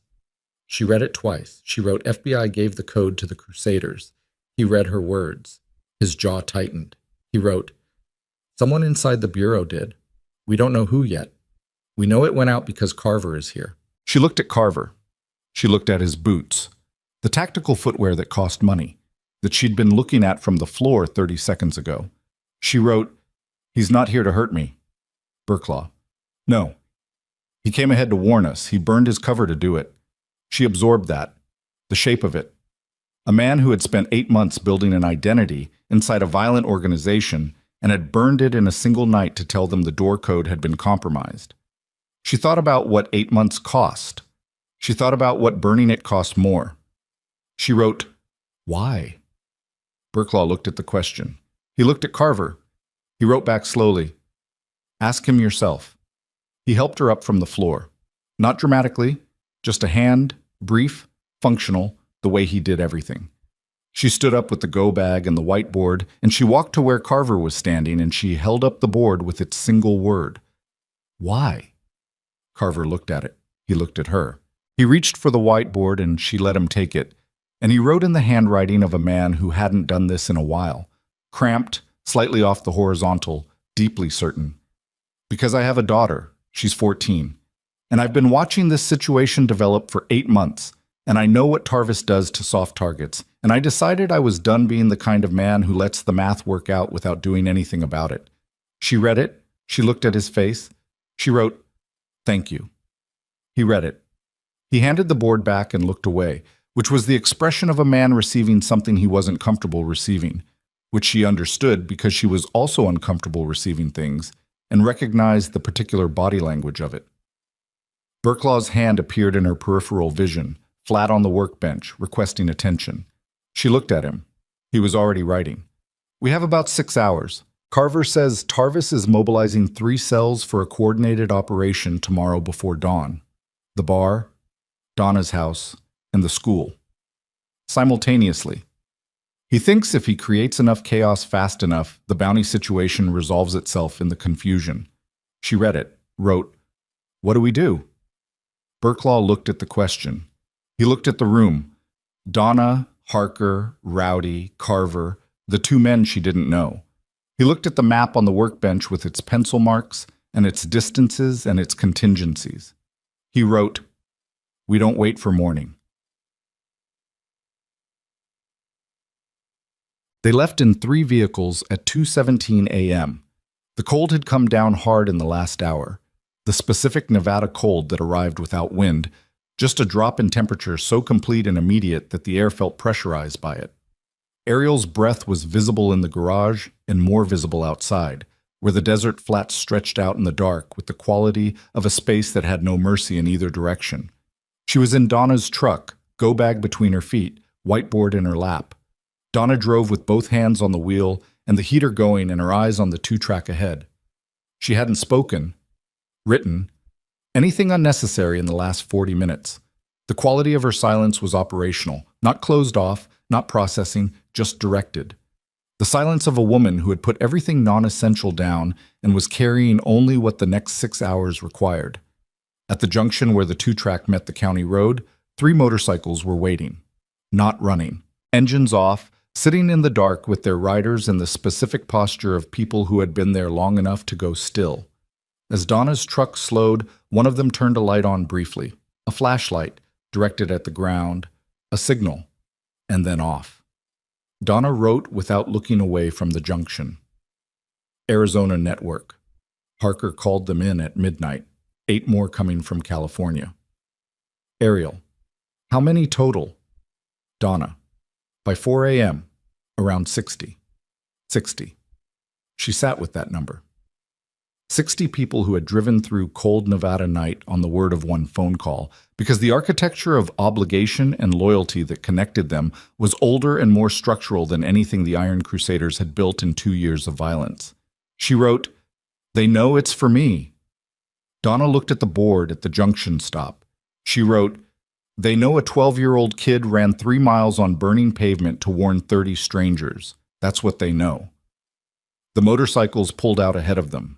Their taillights moved through the dark like a slow-moving constellation, and Donna followed. The bar looked different at 3 in the morning. The neon sign was off, but the parking lot lights were on, and the lot itself, usually holding 14 bikes on a busy night, was filling with a density of machinery that changed the character of the place entirely. Chrome and leather, and the subdued rumble of engines being cut one after another, each silence adding to the collective weight of the assembly. Men and women climbing off bikes and moving toward the bar entrance with the unhurried purposefulness of people who had been briefed and were implementing. Ariel stood at the edge of the lot with Donna and watched it happen. She had never seen anything like it and suspected she never would again. This specific gathering, this specific convergence of people who had come from distance through cold and dark without hesitation, because the structure of who they were to each other required nothing less. She thought about the word family and how many definitions it had accumulated in her 12.5 years, and how all of them prior to the last 48 hours had been defined by absence rather than presence, by the shape of what wasn't there rather than what was. This was a different definition. Burklaw came out of the bar and stood at the entrance and looked across the lot. He looked at the bikes. He looked at the riders. He looked at Ariel. He walked to her. He had the whiteboard. He wrote, "I need you inside, back room, door locked. You don't open it for anyone except Donna or me. Understood?" She wrote, "I want to know what's happening." He read it. He wrote, "I'll tell you everything after. Right now I need to know you're behind a locked door." She looked at his face. The pale gray eyes were doing the thing that was not coldness, but its opposite. The specific intensity of someone who had compressed every available unit of attention into the present moment. She wrote, "Is Carver with you?" He. "Yes." She. "And the bureau contact and the compromised one?" He paused. Wrote, "Carver gave us a name 2 hours ago. It's being handled by people above my level, above everyone's level. That part is out of our hands." She read that. Wrote, "But Tarvis doesn't know that yet." He looked at her. His expression shifted in a way she couldn't fully categorize, something between acknowledgement and the specific unease of a man who had just been handed back his own thinking by a 12-year-old. He wrote, "No, he doesn't." She wrote, "So he's still coming?" He, "Yes." She, "Then go." He read it. He looked at her for one additional second, and then he turned and went back to the bar entrance and the men who were waiting for him there. and Donna touched Ariel's shoulder and pointed toward the door, and Ariel went inside. The back room was the same cot, the same electric radiator, the same paperback novel with the broken spine. She didn't lie down. She sat on the floor with her back against the cot and her go-bag in her lap and the whiteboard against her knees, and she thought. The floor vibrated, not randomly, in patterns. The rhythm of boots moving with urgency, the particular cadence of a space being organized for a specific purpose. Occasionally a heavier vibration that she identified as the bar's front door opening and closing as more people came in. Once a sustained low-frequency rumble that built and peaked and receded, a convoy arriving, she thought, bikes in a group, the engine sound stacking into something felt rather than heard. She counted the patterns the way she counted everything. She thought about Tarvis's 3 simultaneous targets: the bar, Donna's house, the school. She thought about the logic of it. 3 points, simultaneous, designed to create a chaos response that split the defense and prevented concentration of force. She thought about the fact that she was in the bar, which was one of the 3 targets, which meant the people out front were not just assembling to go somewhere. They were assembling to hold something. She thought about 60 people in the cold. She thought about the man named Carver, who had burned 8 months of embedded work to come to a garage and tap on a door before the people he was supposed to be working for could use a stolen door code. She thought about his handwriting on the whiteboard. Because I have a daughter. The floor vibrated differently. A specific pattern she recognized as the communications room, the one with the wall panel and the radios and the laptop. Multiple people in it, the weight of concentrated activity. She reached into her go-bag and took out the $43 in small bills and counted them for something to do with her hands. $43. 3 backup markers. Library card. Rolled clothes. 2 granola bars that were probably a year old. The complete inventory of everything she'd believed she had. She put the money back. Keek. Donna came for her at 4:45 a.m. She came through the door fast, and the quality of her movement communicated something had changed. Not the operational efficiency of earlier, but the urgent, controlled energy of someone responding to a development that had arrived ahead of schedule. She wrote immediately, not sitting down. Tarvis moved early. 1 cell hit a safe house on the south side 20 minutes ago. Nobody was there. We'd already cleared it. But it means he's running ahead of his own timeline. Griff thinks he got nervous. Ariel. Nervous why? Donna. Carver. He hasn't checked in on the Crusaders network. They know he went dark. Tarvis knows something changed. Ariel. So he's accelerating. Donna. Yes, the school team is already in position. Donna's house has been empty since midnight. That leaves here. She looked at Donna. She wrote, How many? Donna. Carver estimates 2 vehicles, 8 to 10 men. They're not expecting what's in this parking lot. Ariel. When? Donna looked at her phone. She wrote, Griff thinks within the hour. Ariel sat with that. 1 hour. She looked around the back room, the cot, the radiator, the shelf with the manuals. She looked at the window with its heavy curtain and its functional lock. She wrote, I want to see. Donna. No. Ariel. I need to see. Donna looked at her. Ariel held her gaze and didn't look away, and after a moment Donna wrote, 5 minutes, then back in here. Non-negotiable. They went out. The bar's main room had been transformed in the hours since she'd last seen it. Tables pushed back, the floor clear. Men positioned along the walls and near every window with the kind of stillness that was not passivity, but its opposite. The coiled, directed stillness of people who had been in this configuration before and knew exactly what it was for. She recognized Rowdy near the front window. Harker at the bar itself, which struck her as the most Harker thing she'd seen him do. Cutter by the door, his face arranged into the blunt, honest expression she'd come to associate with him when he was done doing anything other than the thing directly in front of him. And Burklaw at the center of it, not directing it. It didn't need direction, but inhabiting it. The gravity thing she'd noticed the first day. The way everything in a room organized around him without his having to ask. He saw her come in with Donna. His expression did not change, but his eyes tracked her to the near wall, where Donna put her hand on her shoulder and held her there. And then he looked back at the window. The lot outside was full. She couldn't see all of them from here, but she knew from the counting she'd done on the walk from the back. 63 bikes in the lot. She'd gotten to 63 before Donna moved her inside, which meant 63 riders who were currently either in this building or positioned in the surrounding perimeter in ways she couldn't see but could infer from the vibrations in the floor. She thought about what it looked like from the outside. From Tarvis's position, approaching with 8 to 10 men in 2 vehicles, expecting a bar. Finding 63. The floor vibrated in a new way. She felt Donna's hand tighten on her shoulder 1 increment. Burklaw's hand came up, flat, palm back. Hold.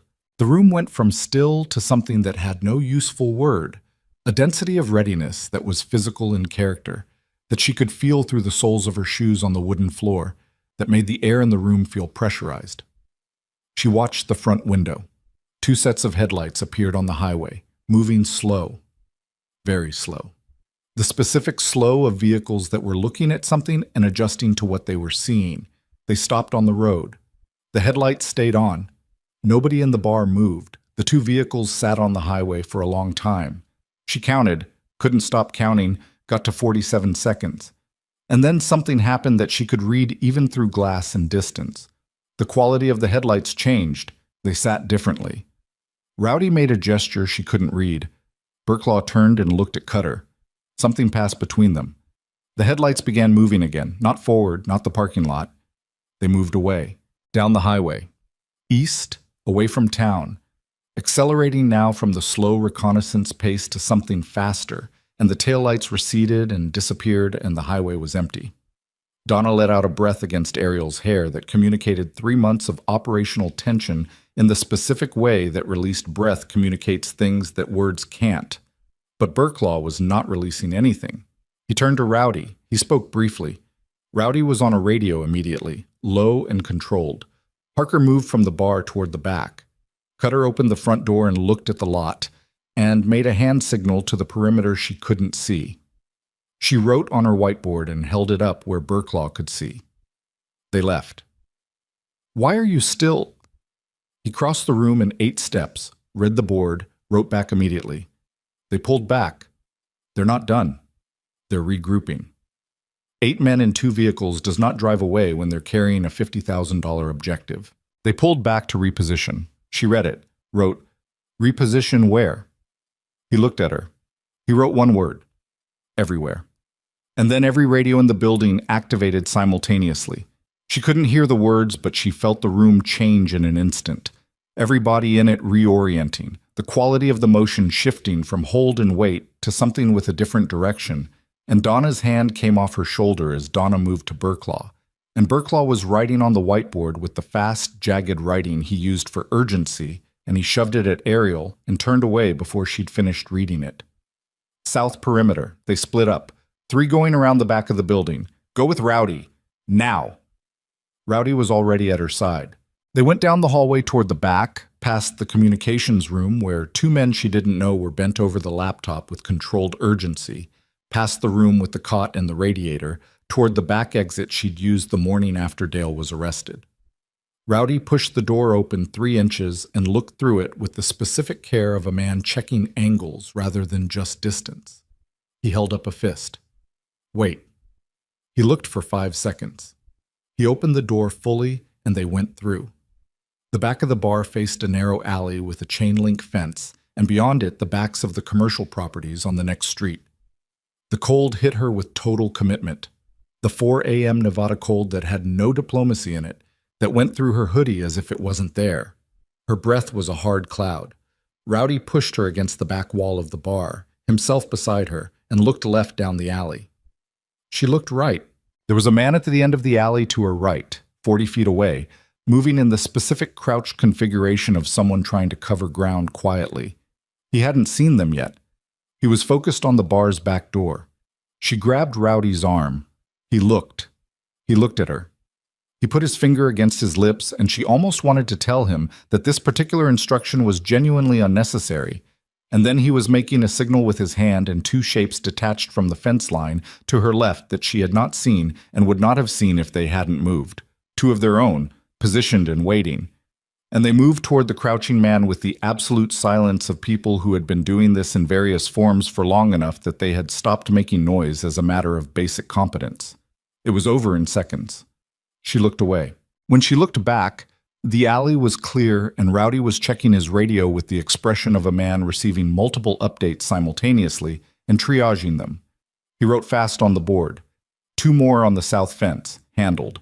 Third vehicle, they had a third vehicle, went for the back of the school. She wrote, the school is clear.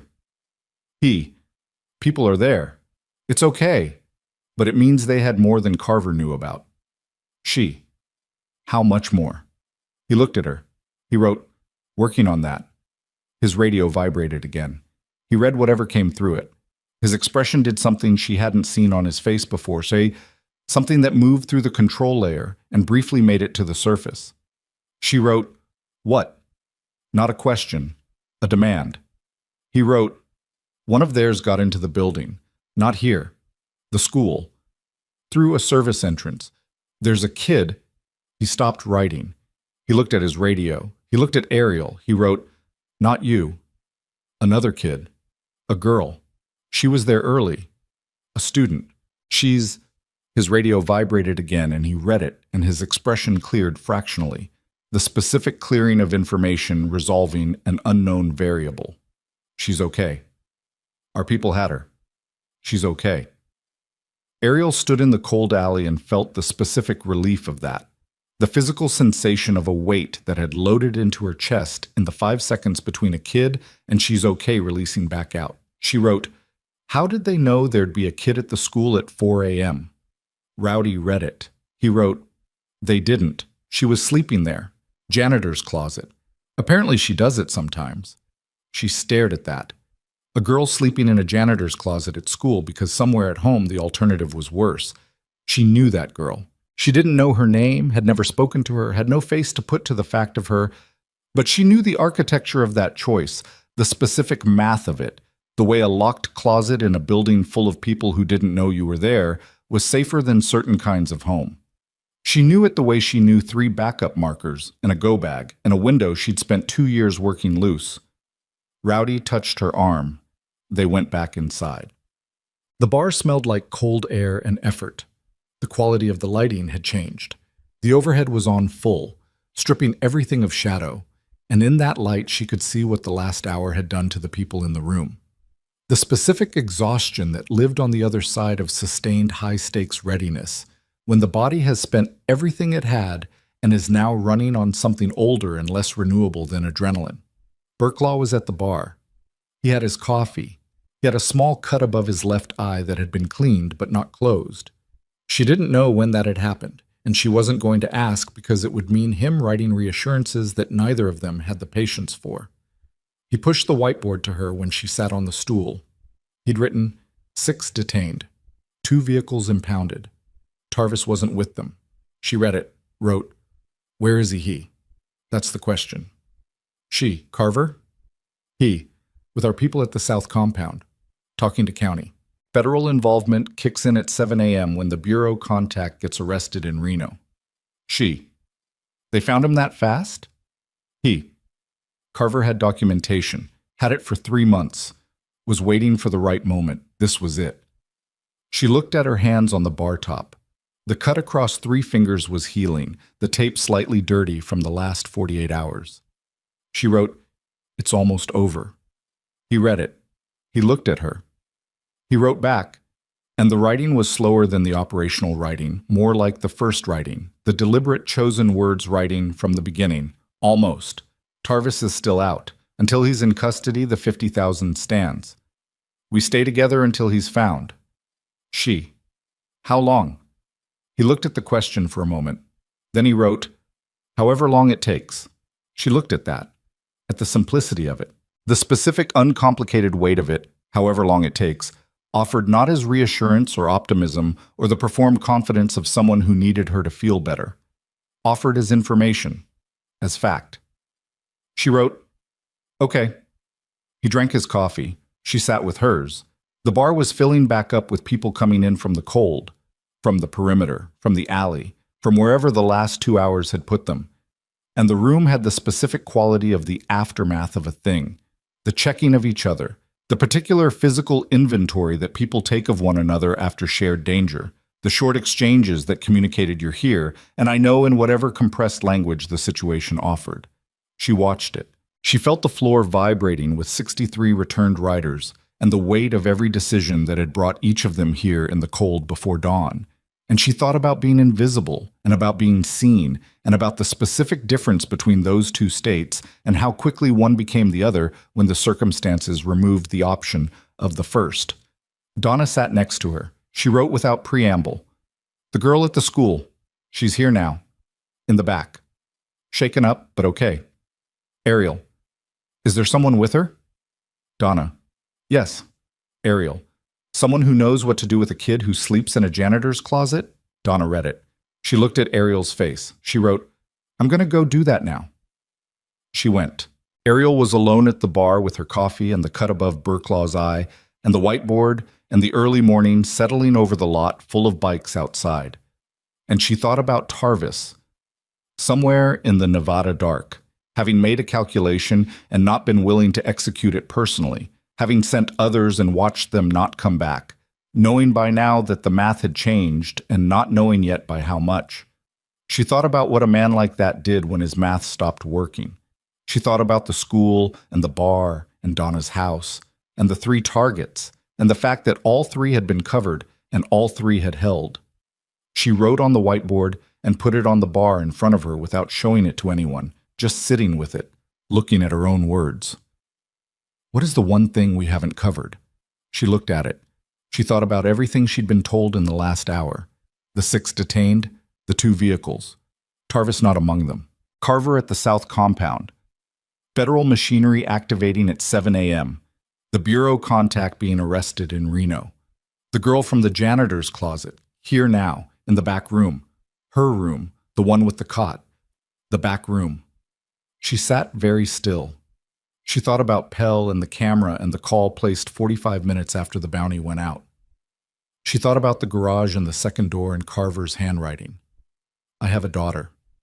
She thought about the compromised bureau contact and the door code that had traveled through a chain of people between when Donna said it and when Carver used it.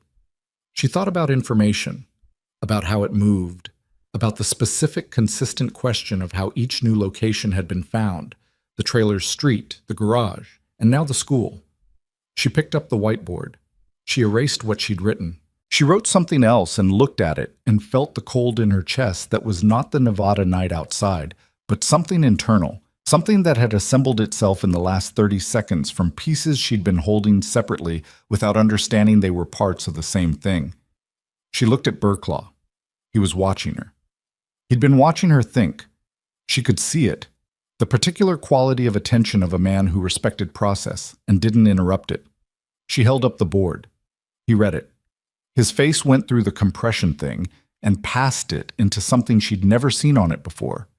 A kind of stillness that was not controlled, not managed, not the professional flatness of a man who had learned to operate below the surface of what he was feeling. This was a stillness that arrived from impact. The specific quality of a man who had just read something that had hit the structural load-bearing part of his understanding of the last 48 hours. Her whiteboard said, how did they know there was a kid sleeping at the school? They went there with a plan to use her. They went there knowing she'd be there. Someone told them. Someone who knew about a kid who sleeps in janitor's closets. Someone who had access to that information. Someone we brought in tonight. Someone we told about this girl in this building 2 hours ago before we put her in the back room. Burklaw set down his coffee cup with a precision that was the opposite of casual. He stood up. He walked to the hallway door. He stopped with his hand on the frame. He turned back to Ariel, and his face was doing something she had no full vocabulary for. Something that lived at the intersection of operational fury and the specific devastation of a betrayal that was not abstract or organizational, but personal, intimate, the kind that lived in the body rather than the mind. He wrote one word on the whiteboard and held it up. Parker. And before she could write anything back, he was through the door and down the hallway, and the floor under her feet was vibrating with his footsteps, and then with other footsteps converging from other directions. and the bar behind her erupted in the specific motion of a room full of people responding to a thing that everyone had just understood at the same moment. And somewhere down that hallway, in the back room where the cot was, and the electric radiator was, and the girl from the janitor's closet was, a door was opening that should not have been. The door was open 4 inches. Ariel was off the bar stool before she'd made a conscious decision to move, the go bag swinging against her hip, the whiteboard in her hand, moving down the hallway with the specific urgency of someone who had been running toward things instead of away from them for 3 days now, and had apparently decided that was just who she was. The hallway was narrow and bright, and at the end of it the back room door stood open and the light from the electric radiator was the only light inside, and in that light she could see 2 things simultaneously. The girl from the janitor's closet sitting on the cot with her knees pulled to her chest and her eyes very wide and fixed on the far corner of the room, and Harker standing between the cot and the window with his jacket on and his hand on the window latch, and the expression of a man who had run the numbers and found them no longer in his favor but was not yet done running them. Burklaw was in the doorway ahead of Ariel. He was not moving fast. He was moving the way he moved through everything, with the gravitational certainty of a man who had already determined the outcome and was now simply arriving at it. He filled the doorway completely. He put one hand on the frame. Harker looked at him. The thing about Harker's face in that moment was that it was not the face of a man caught doing something he was ashamed of. It was the face of a man caught doing something he had decided to do and was standing behind, which was in some ways considerably worse. He looked at Burklaw the way a man looks at a debt he has spent a long time knowing was coming due. He said something. Ariel couldn't read it fully. The angle, the light. But she caught. Griff. Just the name. The way you said someone's name when you wanted the weight of it to carry what you couldn't put into words. Burklaw said something back, short. She caught nothing except the quality of it, which was very quiet and very final. Rowdy appeared behind Ariel and moved past her, going into the room and positioning himself between Harker and the window with the efficiency of someone who had been told one thing and was doing that one thing without editorializing. Harker's hand came off the window latch. He sat down on the floor. Just sat down, not dropped, not collapsed, just lowered himself to the floor with the specific deliberateness of a man choosing the posture of a man who is done, and put his back against the wall and looked at his own hands. The girl on the cot was shaking, not violently. The small, continuous tremor of a body that had been afraid for a sustained period and had not yet received permission to stop. She was maybe 13, with the look of someone who had been thin for a long time and had arranged herself to take up as little space as possible, which Ariel recognized with the recognition that lived below the level of thought. She went to the cot. She sat next to the girl, not touching, not crowding, just adjacent, and she held up the whiteboard where the girl could see it, and she wrote, "My name is Ariel. I'm 12. Are you hurt?"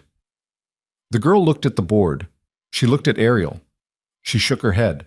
Ariel wrote, "Okay, you're okay. Nobody's going to touch you." The girl read it. The shaking didn't stop, but something in her face shifted. The specific shift of someone receiving information they want to believe and are beginning to allow themselves to. Ariel stayed where she was. Behind her, she felt the room continuing its work. Burklaw and Harker having whatever exchange needed to happen, Rowdy in his position, the hallway filling with 1 or 2 others who'd come at the sound of things resolving. She didn't turn to look. She stayed beside the girl on the cot, and she held the whiteboard in her lap, and she breathed. And after a while, the girl's shaking slowed and then stopped. And she looked at Ariel with eyes that were dark and exhausted and said something. Ariel pointed to her own ear and shook her head once. The girl looked at her.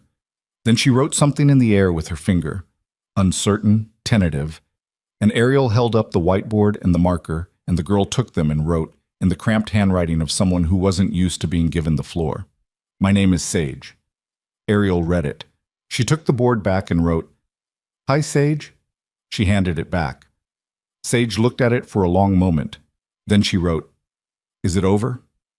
Ariel took the board. She thought about the honest answer to that.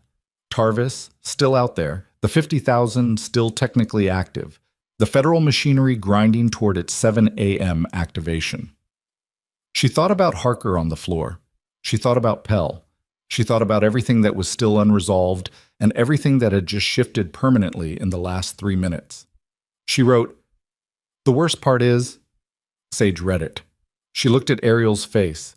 She nodded like someone who understood that was the most honest answer available and was choosing to take it. Harker talked. Not to Ariel. She wasn't in the room for that part. Had taken Sage out to the bar and gotten her coffee and crackers and the particular status of someone under Donna's active attention, which meant nobody in the building was going to be anything other than functionally competent in her vicinity. She knew Harker talked because Burklaw told her afterward in the deliberate whiteboard writing of a man choosing exactly which information a 12-year-old needed to have. The shape of it was this: Harker had been compromised 2 years ago. Not through ideology, not through greed in any simple form, but through the specific devastating leverage of a person in danger. His son, it turned out, caught in a debt situation with people connected to the Iron Crusaders' financial network. The choice had been made the way those choices were always made. In the dark, in a moment of desperation, with the full intention of it being temporary. And then the temporary had extended itself the way it always did. He had not given them the garage code directly. He had given them the document that contained it without knowing it contained it, which was a distinction that had exactly zero functional consequence for the people whose safety had depended on that document staying where it belonged. Burklaw wrote, "He didn't know about you specifically. Didn't know about the bounty until tonight. When he did, he tried to get Sage out the window." Ariel read that. She sat with it for a while. She wrote, "To protect her." He. Yes. She. That doesn't make the other part not happen. He looked at her. He wrote, "No, it doesn't. It." She looked at the word "no" on the whiteboard and thought about the specific weight of it, the willingness to not soften it, to not add something that would give the complexity somewhere easier to land. She thought about what it cost a man to write that about someone he had trusted for however long he'd trusted Harker. She wrote, "His son. Is he okay?" Burklaw looked at the question. Something crossed his face that she was learning to read as the expression he wore when a piece of information arrived that had a particular emotional cost, and he was absorbing that cost in real time. He wrote, "We're working on it." She. "Okay." He looked at her. He wrote, "You keep saying that." She. "It's true every time." He held the whiteboard for a moment and then set it down and picked up his coffee, which was cold, and drank it anyway. Tarvis was arrested at 6:41 a.m., not in Cinder Valley. 40 miles east, at a highway motel, by state police acting on information provided by Carver through a contact that bypassed the compromised bureau channel entirely and went directly to a federal prosecutor in Las Vegas who had been building a parallel case for 14 months and had been waiting for exactly this kind of direct evidentiary connection. Ariel learned about it from Rowdy, who wrote it on the whiteboard without preamble or ceremony, which was exactly the right register for it. She read it. She looked at the word "arrested." She looked at Tarvis. She wrote, "The bounty. Rowdy, gone. His network is collapsing."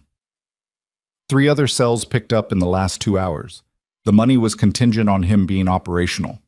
She looked at that, at the specific mechanics of a $50,000 threat evaporating in the hour before dawn because the infrastructure beneath it had been systematically dismantled by 63 people in leather cuts who had driven through cold Nevada dark on one phone call.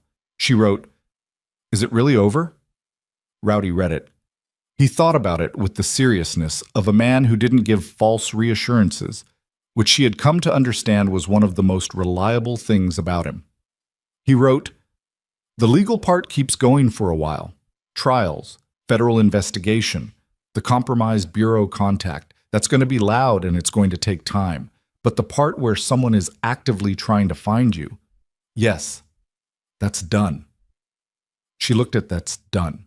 She had been carrying the weight of the last 3 days in her chest in a configuration that had become so familiar in 72 hours that she'd stopped registering it as weight, just as the new shape of the space inside her. She became aware of it now only because it was changing, not disappearing, changing, becoming something that had edges she could locate, that was specific and contained rather than ambient and total.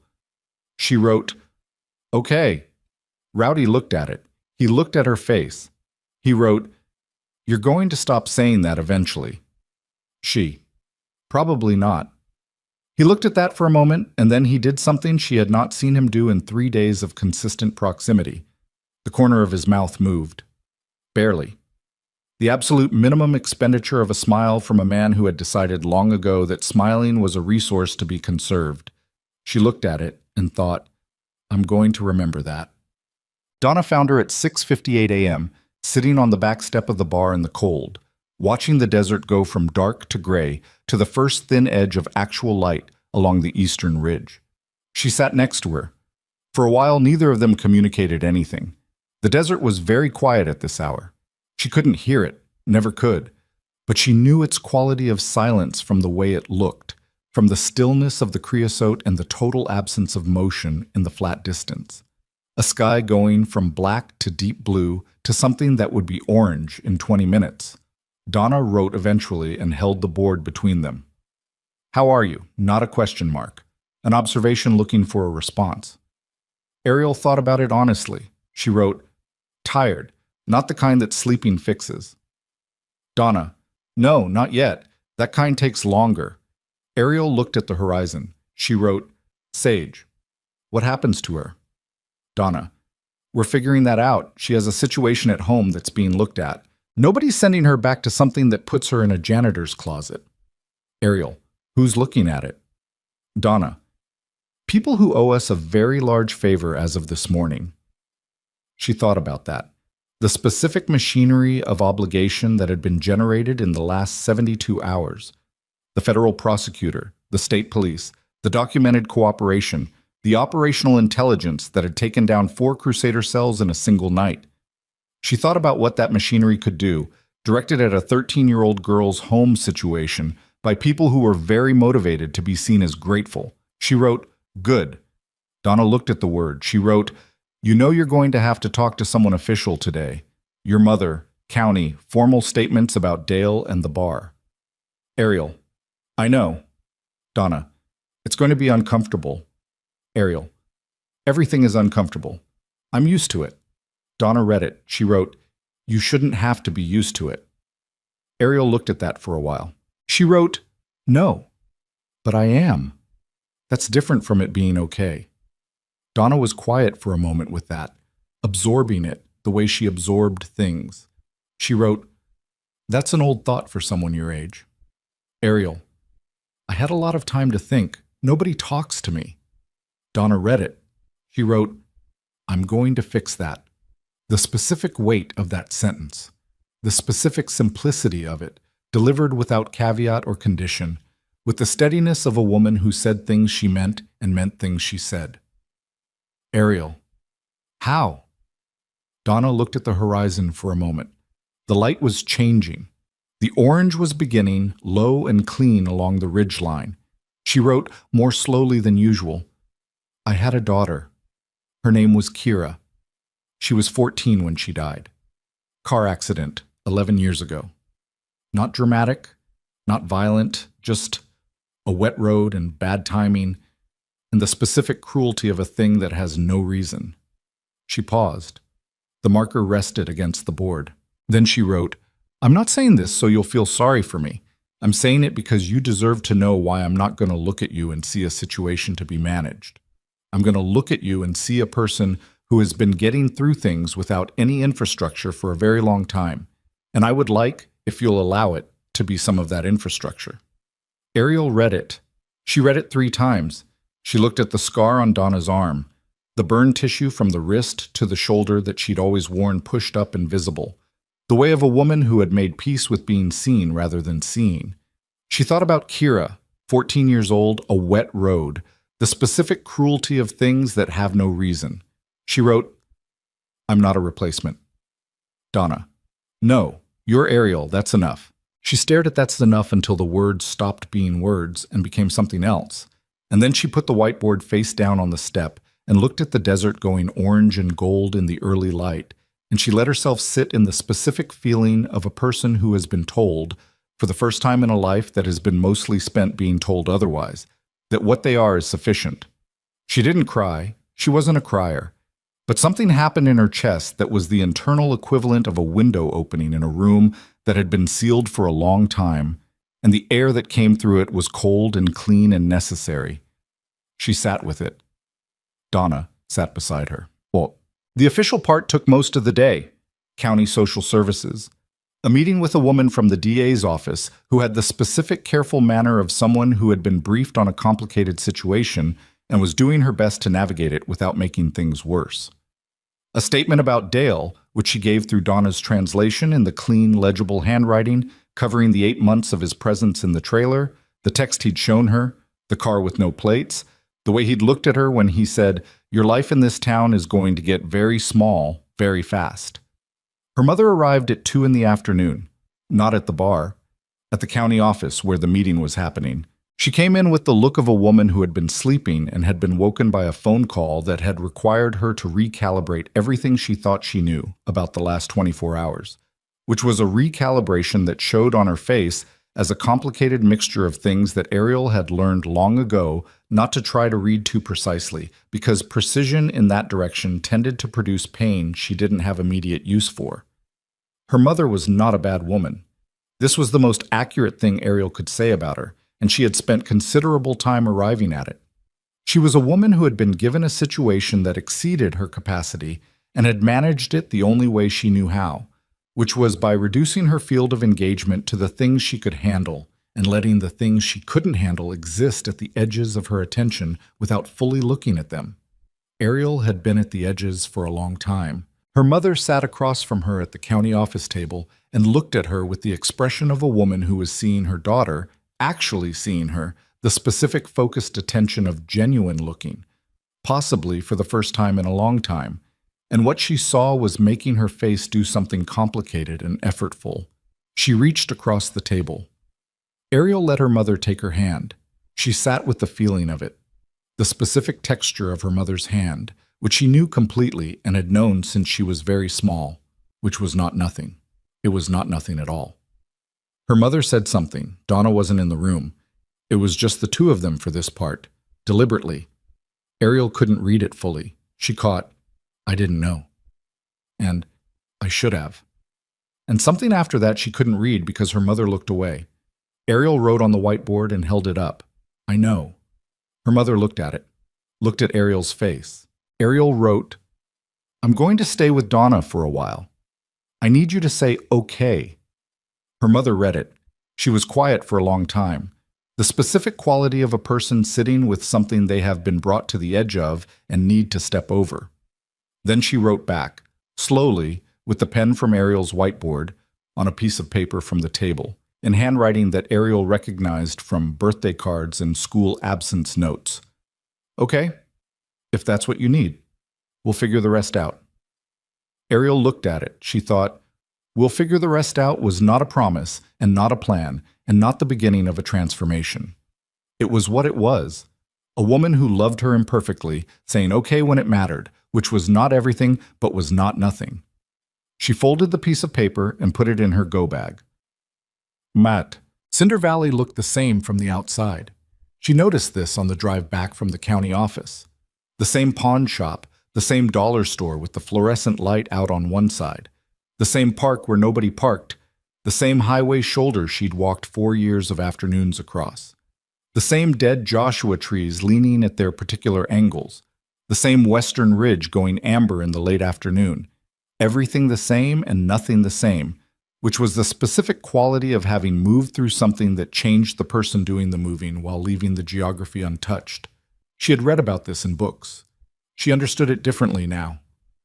Donna pulled into the rusty chain lot and parked, and they sat for a moment with the engine running. Donna wrote, "You okay?" Ariel looked at the bar.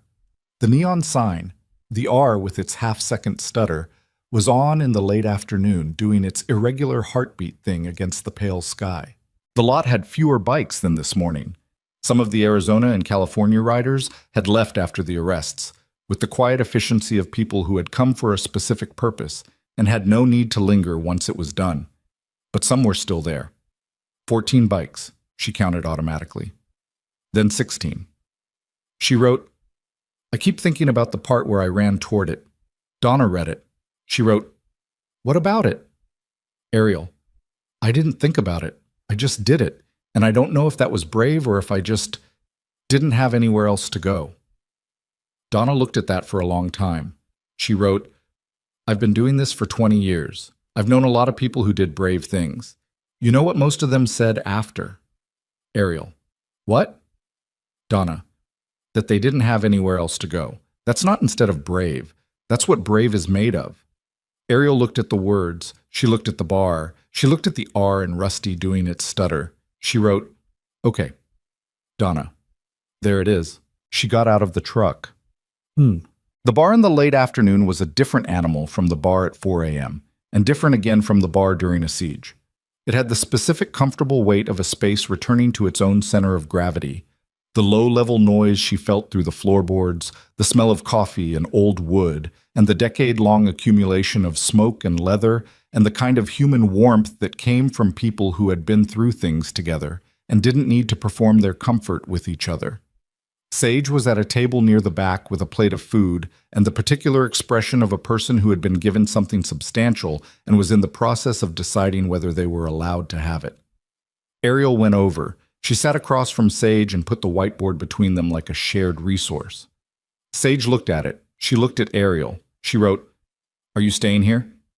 Ariel. For now. Sage. Me too. They said for now. Ariel looked at her. She wrote, For now is enough. Sage read it. She went back to her food. After a moment, she pushed the plate to the center of the table between them in the specific gesture of someone who had grown up in environments where sharing was not offered, but was the most direct language available for certain things. Ariel took a cracker. They sat together without needing to say anything else. Burklaw was behind the bar. Of course he was. It was the natural ecology of him, the place where the gravity that organized everything else had its origin point. He had a fresh coffee and the road map from this morning, still pencil-marked, folded to a specific section she didn't examine. The cut above his eye had been properly closed at some point during the day, 3 small strips of medical tape doing the job cleanly. She went to the bar and sat on the stool. He looked at her. He looked at the go-bag still on her back, which she was aware she hadn't taken off since this morning. He reached under the bar and brought out the first aid kit.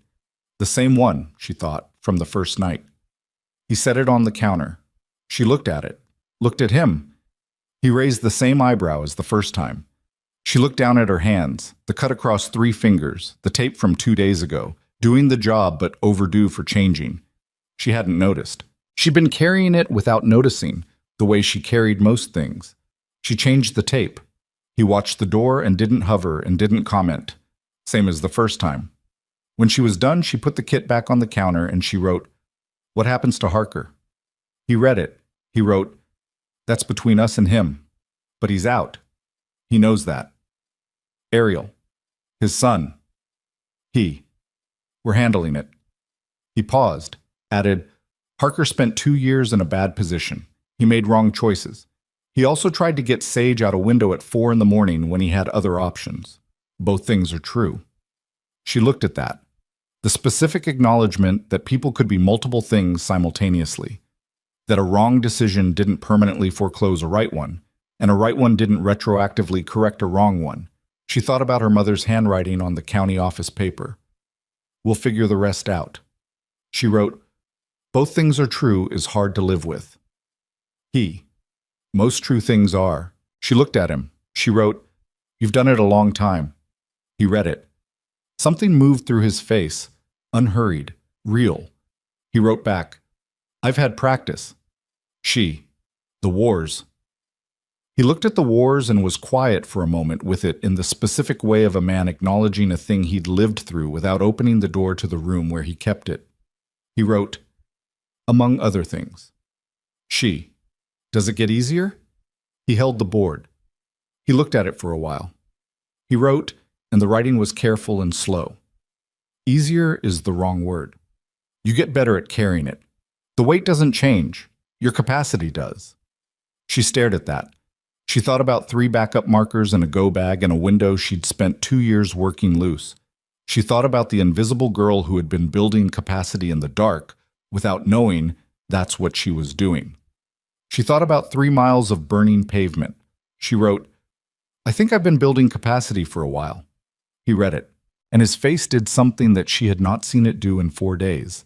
Not the compression, not the controlled gravity, not the professional flatness.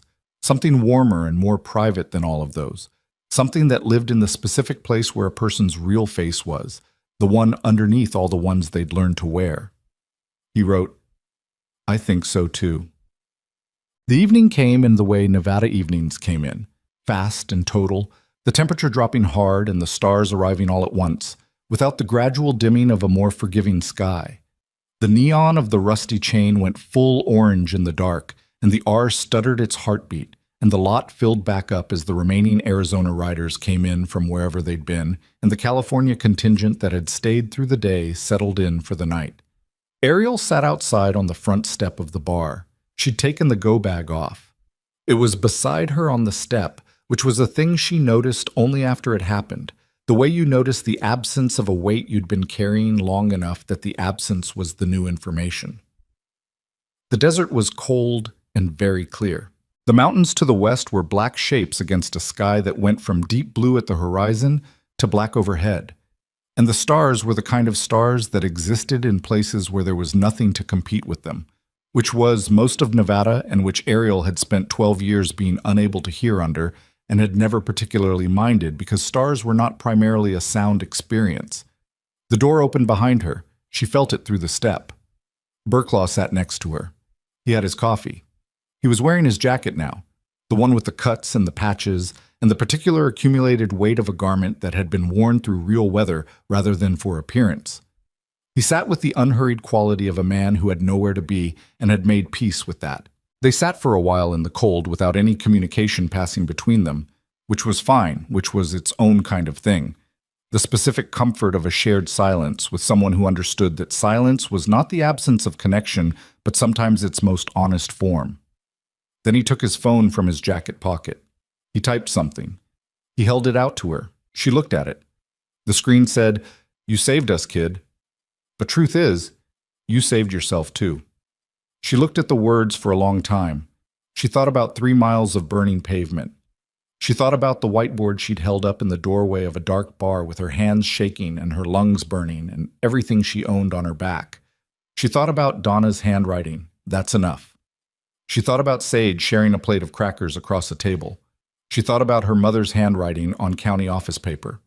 We'll figure the rest out. She thought about the R in the neon sign doing its half-second stutter like an irregular heartbeat, and how she'd watched it from the highway shoulder for 4 years, and how she'd never once imagined that she would one day sit on the step beneath it and feel, not safe in the uncomplicated sense, not healed, not repaired, but present, chosen, known.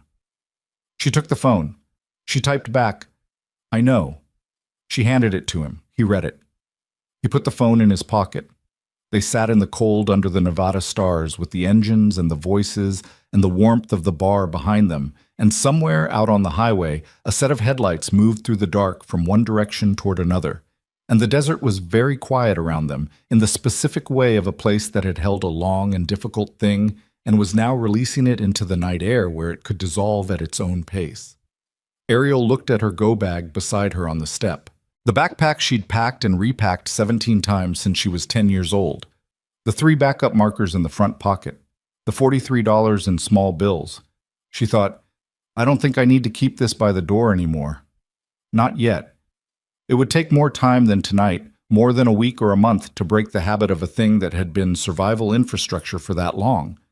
But the thought was there, clean and specific, and it was hers. She looked at the highway, wide and empty and running in both directions toward things she hadn't been yet, which was different from the way it had always looked before. Not a road to delay coming home from, not the long daily crossing between one kind of silence and another. Something else. Something that went somewhere. The neon stuttered. The engines murmured behind the door. The cold moved through the desert in its particular clean Nevada way, carrying the smell of dry earth and distance, and the specific honesty of a place that made no promises but kept the ones it made.